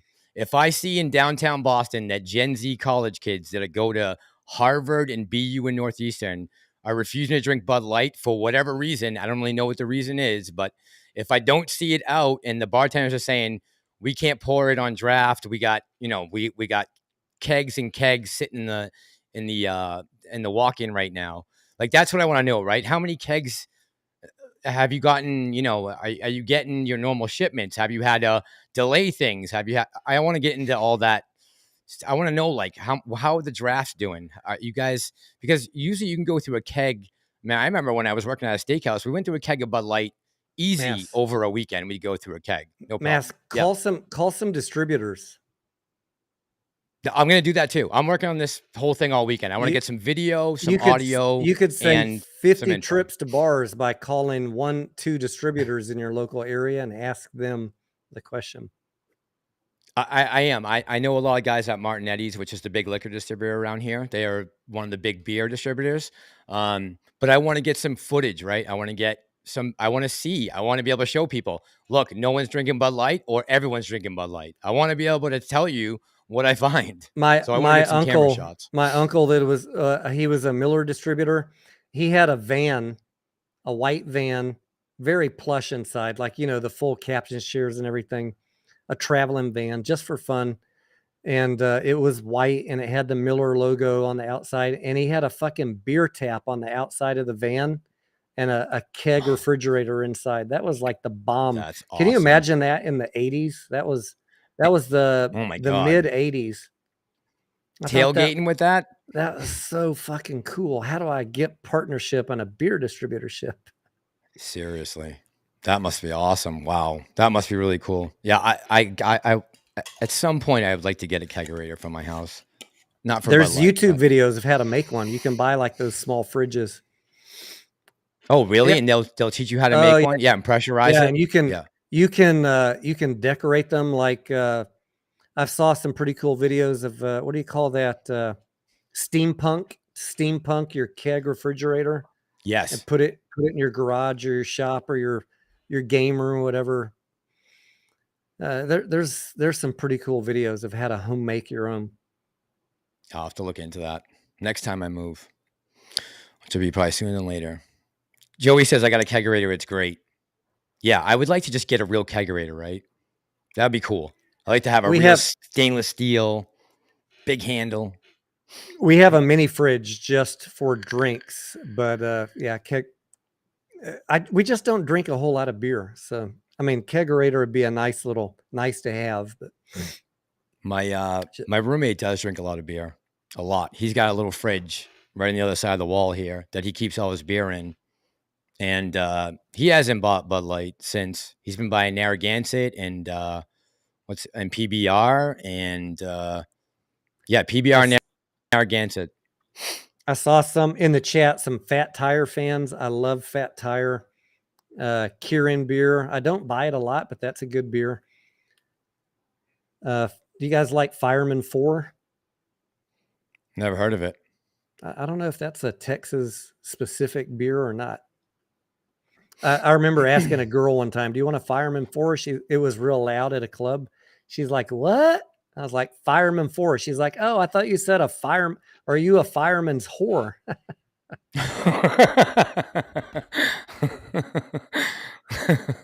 That was a big mix up, huh? Yeah.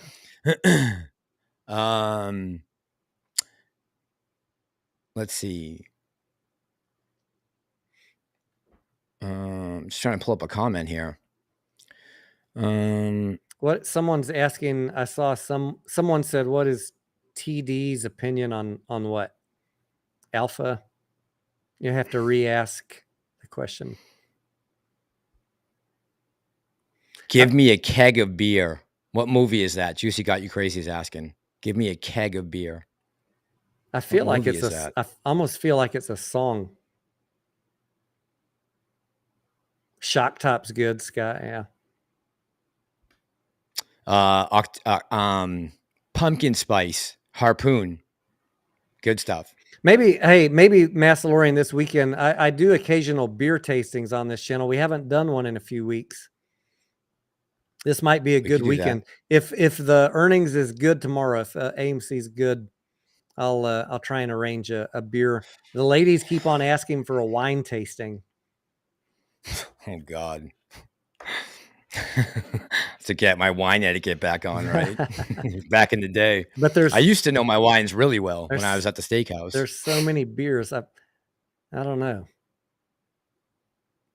Yeah, well, we could try a Boston. Maybe I can get a Texas beer, and you Yeah, can get maybe we do a Mass beer. Two Boston versus 2 Texas. I already know we're going to lose.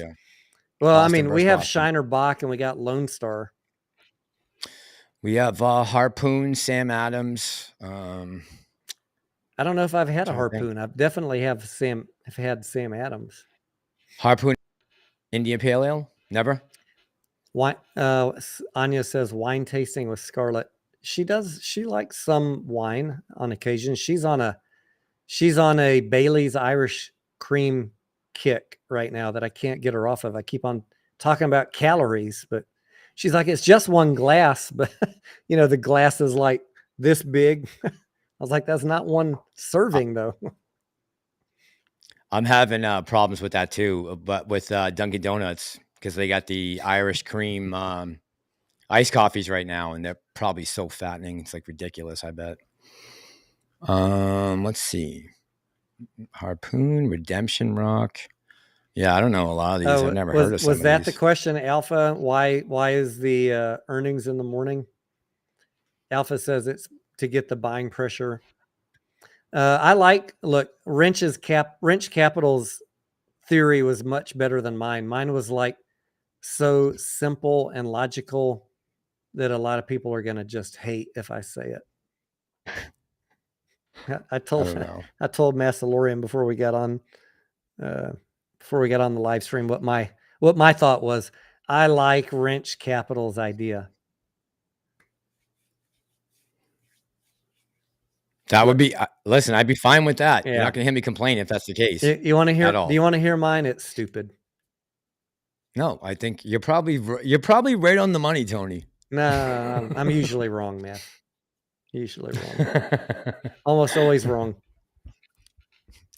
Get out of here. Yeah, my stupid idea was somebody had a schedule conflict. That is Adam Aaron could had to be very on a possibly plane. be it. Adam Aaron had to be on a plane for a wedding or something, so we gotta do it in the morning, Uh, guys. I hope he's got some big meeting tomorrow that he's gonna announce in the morning, like, "Hey, we're doing this in the morning because I'm going to meet with blah, blah, blah, and we're about to talk about this." And that's what I'm hoping. That's what I'm hoping. There's a schedule snafu. I gotta be in LA this afternoon, because we're closing a deal with so and so, or I don't know, but that would be nice. I'd take that. I definitely wouldn't lift my nose up to that for I sure. don't think that it's because of any stellar announcement. That's just Oh, we're whatever it is. I don't think it's because there's going to be a bomb dropped of good news, but I certainly hope that there's a bomb drop of good news. I'm just too jaded at this point.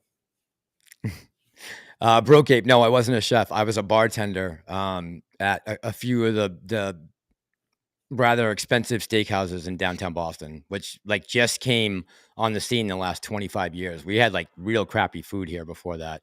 Boston was not really a culinary city. But about 20 years ago, we got when I got out of college, we got a bunch of steakhouses in the city. Roost Chris came, Morton's, Del Frisco's, Fleming's. Who else? Grill 23, Capital Grill. We had like at one point we had like 15, and in that industry, that would like follow my GM around because he would get put in different places, and or my bar manager would get put at a different steakhouse, and I just go with him. So I have a lot of people in that industry that I still know that still work in Boston. So hopefully they're going to give me some insight tomorrow night into what's going on. I'm hoping. But yeah, not a chef, just a bartender. So I had to know a lot about the big cabs and the super Tuscans, all those wines that go, excellent with red meat. That's what I had to learn all that. All right, Massalorian, Super Tuscan or Red Zen? Which one? What do Oh you my guys God. think? Super Red Tuscan. I mean, Zinfandel or Super Tuscan? I can't think of a better wine that's ever gone into a bottle that hasn't come out of Tuscany. I mean, like Tianello, Sesacaya, anything that's like Antinori villages, anything that's in those super Tuscans, man. If you're having a prime steak, like a ribeye or a porterhouse, you just can't go wrong with. I mean, a glass of Tianello. All Just right. I got Lucy says Malbec. Like I've got a lot of bad experiences with Malbec, Lucy. So message me your best Malbec brand and I'll do a Red Zen Super Tuscan Malbec taste off. Penfolds, Penfolds Malbec. I would Penfolds. recommend. Have you ever had Penfolds? Yeah. Is it Ever? Australian? No. Mm-hmm. Yeah. No, I have Mm-hmm. not tried it. It's probably because all the Malbecs I've had have been cheap Malbecs. Yeah. Because they're always at They typically are. they're at somebody's dinner party or something that, oh, what, $6? Yeah, I got it. Take that to the party. Yeah. No. Anya knows her wines. Barolos, great wines. Yeah, absolutely. Anya. Yep. I had to know Barolos. Yeah. Oh man, I had to know them all back in the day because that was what these rich people ordered all the time. I mean, it was always they were getting a $300 bottle of wine with their $100 steaks, right? That's how it went. Music Snob Someone said, "Come says, on, guys, this is pretty gay." yeah, Massalorian, I'm Italian. I don't know about you, but wine runs in my blood. So, Greek, right in my blood, and I got a little Italian too, Sicilian. So yeah, but it's all up in me. I'm 90% a bourbon and scotch guy, but you can't look, you can't be around Italians and not talk about wine every now and then. Yeah, anyone pretty much from the Mediterranean region, especially, Italy, Sicily, Spain, Portugal's got ports. All that's a He very says, let's, known Bordeaux. he wants to talk about, sorry, he wants to talk about money. Ask a question. We're here for you guys. Somehow we got off on a tangent on drinks. We're coming Because of up on fucking 3 Dylan hours. Mulvaney. We've been talking stocks for 3 fucking hours. What else y'all want to know?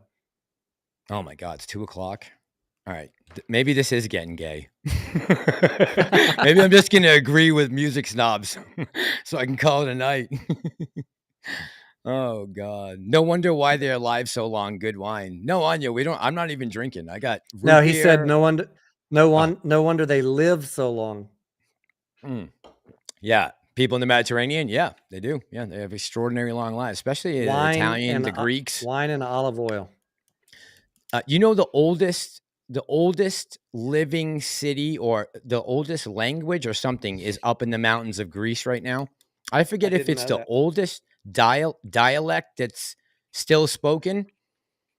Um, but like everybody in the town is like over, I want to say over 90 years old. That's all that's left in this town up in the mountains in Greece. I got to get there soon. Got to get there soon. All right, we just crossed the 3-hour mark, Mass. I think we did our part. I'm BT. Like I told you, I was up all night last night puking. So If you want to know about the briefs that were filed this evening, go back to the very beginning of this video. We went over AMC's brief. Somewhere in the middle of this video, Massalorian started having audio issues, so we didn't get to go through the 70 pages of the plaintiff's brief. We did talk about Project Popcorn once he got his audio back on, and there'll be some additional coverage of it tomorrow. I'll put out a 5-minute video on each one, and I'm sure everybody else will be providing you a lot of other content on it. I'm just so sick of. I already know what the outcome of the lawsuit's going to be. Like it's just at this point, people are just talking to be talking, as far as I'm concerned. we're talking to make And content. I don't enjoy fighting, and I don't. I'm always the counterpoint, and no one agrees with me. But I'll just be quiet for 60 days and do a March 3rd. Let's see if I get vaporized on June 30th or not. Just do a pretty. July 3rd. That'll be Yeah. the last day the market's open, right? Before 4th of July I'm weekend. just so over talking about it. Like we all know what the outcome's going to be. What's the point of fighting? T, will you just do me a favor? Sometime tomorrow, can you just buy a hat so that you'll have it for the weekend? The go fuck your fuck your mother, March go 3rd. fuck your March 3rd. If you put Yeah. that up on your website, on your YouTube, I'll be the first to buy one. Yes. I wonder how cheap I could get it for, just so I could show, like, all right, this is what he pays for this fucking thing. Now I'm going to give you another number and 2 more letters. We'll really slash the price. I think $38.99 is still too expensive. I just wanted to come in a penny under. All right, T, sounds good. Let's we got a lot of work to do anyways. I'm gonna get up with you in the morning for a little bit for the earnings call. I'll see you guys, early birds, in 6 hours, 5.5. Yes, and thank you to my mods tonight, Tony's mods. I know Prometheus was here, Lucy, thank you, Pam, love you guys, appreciate you so much. Anya, thank you. Pam, yeah. Yep. Appreciate you guys taking care of the chat. Thanks for everyone who donated tonight. Appreciate you guys and everyone who just clicked in and stayed with us. You know, we appreciate the support that you guys are giving us. We know we're not the most popular YouTubers in the world. Not everyone agrees with everything we say, but we appreciate you guys, having our back and continuing to support us, through these rough times. I mean, the whole market's a mess right now, guys. The entire economy is a mess. It's not just AMC, right? It's every company right now is suffering heavily. So we need to turn this thing around. We're working towards that. And I don't put the idea that we can't squeeze again out of my head ever. You don't lose until you sell. All right. Phil, for real, damn, it's late. Phil, thank you, bro, for stopping by. Even though it's the last minute, we're about to sign off. We've been on for 3 hours, bro. I was hoping you would comment on my video. I'll reach out to you, Phil, this weekend, though. Yeah, T, you want to say goodnight to some people?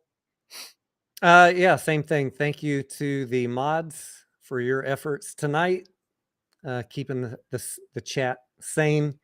Thank you to the members of the channel, subscribers, and to everybody, whether you hate me or not. I'm on your side. We all want the same thing. I understand. I approach it from maybe a counter the viewpoint that you get on every other channel, but just understand I'm coming at it from an educational financial statement. Just whatever happens in this play, I'm not just watching this play. I'm watching people get obliterated on plays every week. And I want to help everybody learn. That is, learn how not to keep making the same mistakes. So I'm going to keep talking about the financial statements, even though it's not popular. And thank you for those that want to learn about that. You're going to be here in the long run. You will find ways to make money by learning about that stuff. So thank you for your support. And for those that I make mad, it's nothing personal. I'm doing my best to educate and be fact-based, and it's really just that simple. And I get really angry at clickbait and things that can't be substantiated, or telling people that Mullen has great fundamentals. It makes me really mad. Makes me really angry that these people are Pied Pipering people into the ocean with their portfolio. And that's what I care about, not seeing people get obliterated time after time, listening to these people over and over and never holding them accountable for not providing DD, not talking about financial statements, never questioning them on all the plays they got wrong. And you keep following them. You keep buying them. It makes me sad. Makes me angry more than anything else. Yeah. Yeah, it's disappointing, right? That some people still be misled by assholes, but that is the world we live in right now. Phil, I just want to say real quick, Philly, thank you for letting me use your clip in my video the other day. Appreciate it, man. I needed someone to say that without me saying it. So thanks for letting me use that.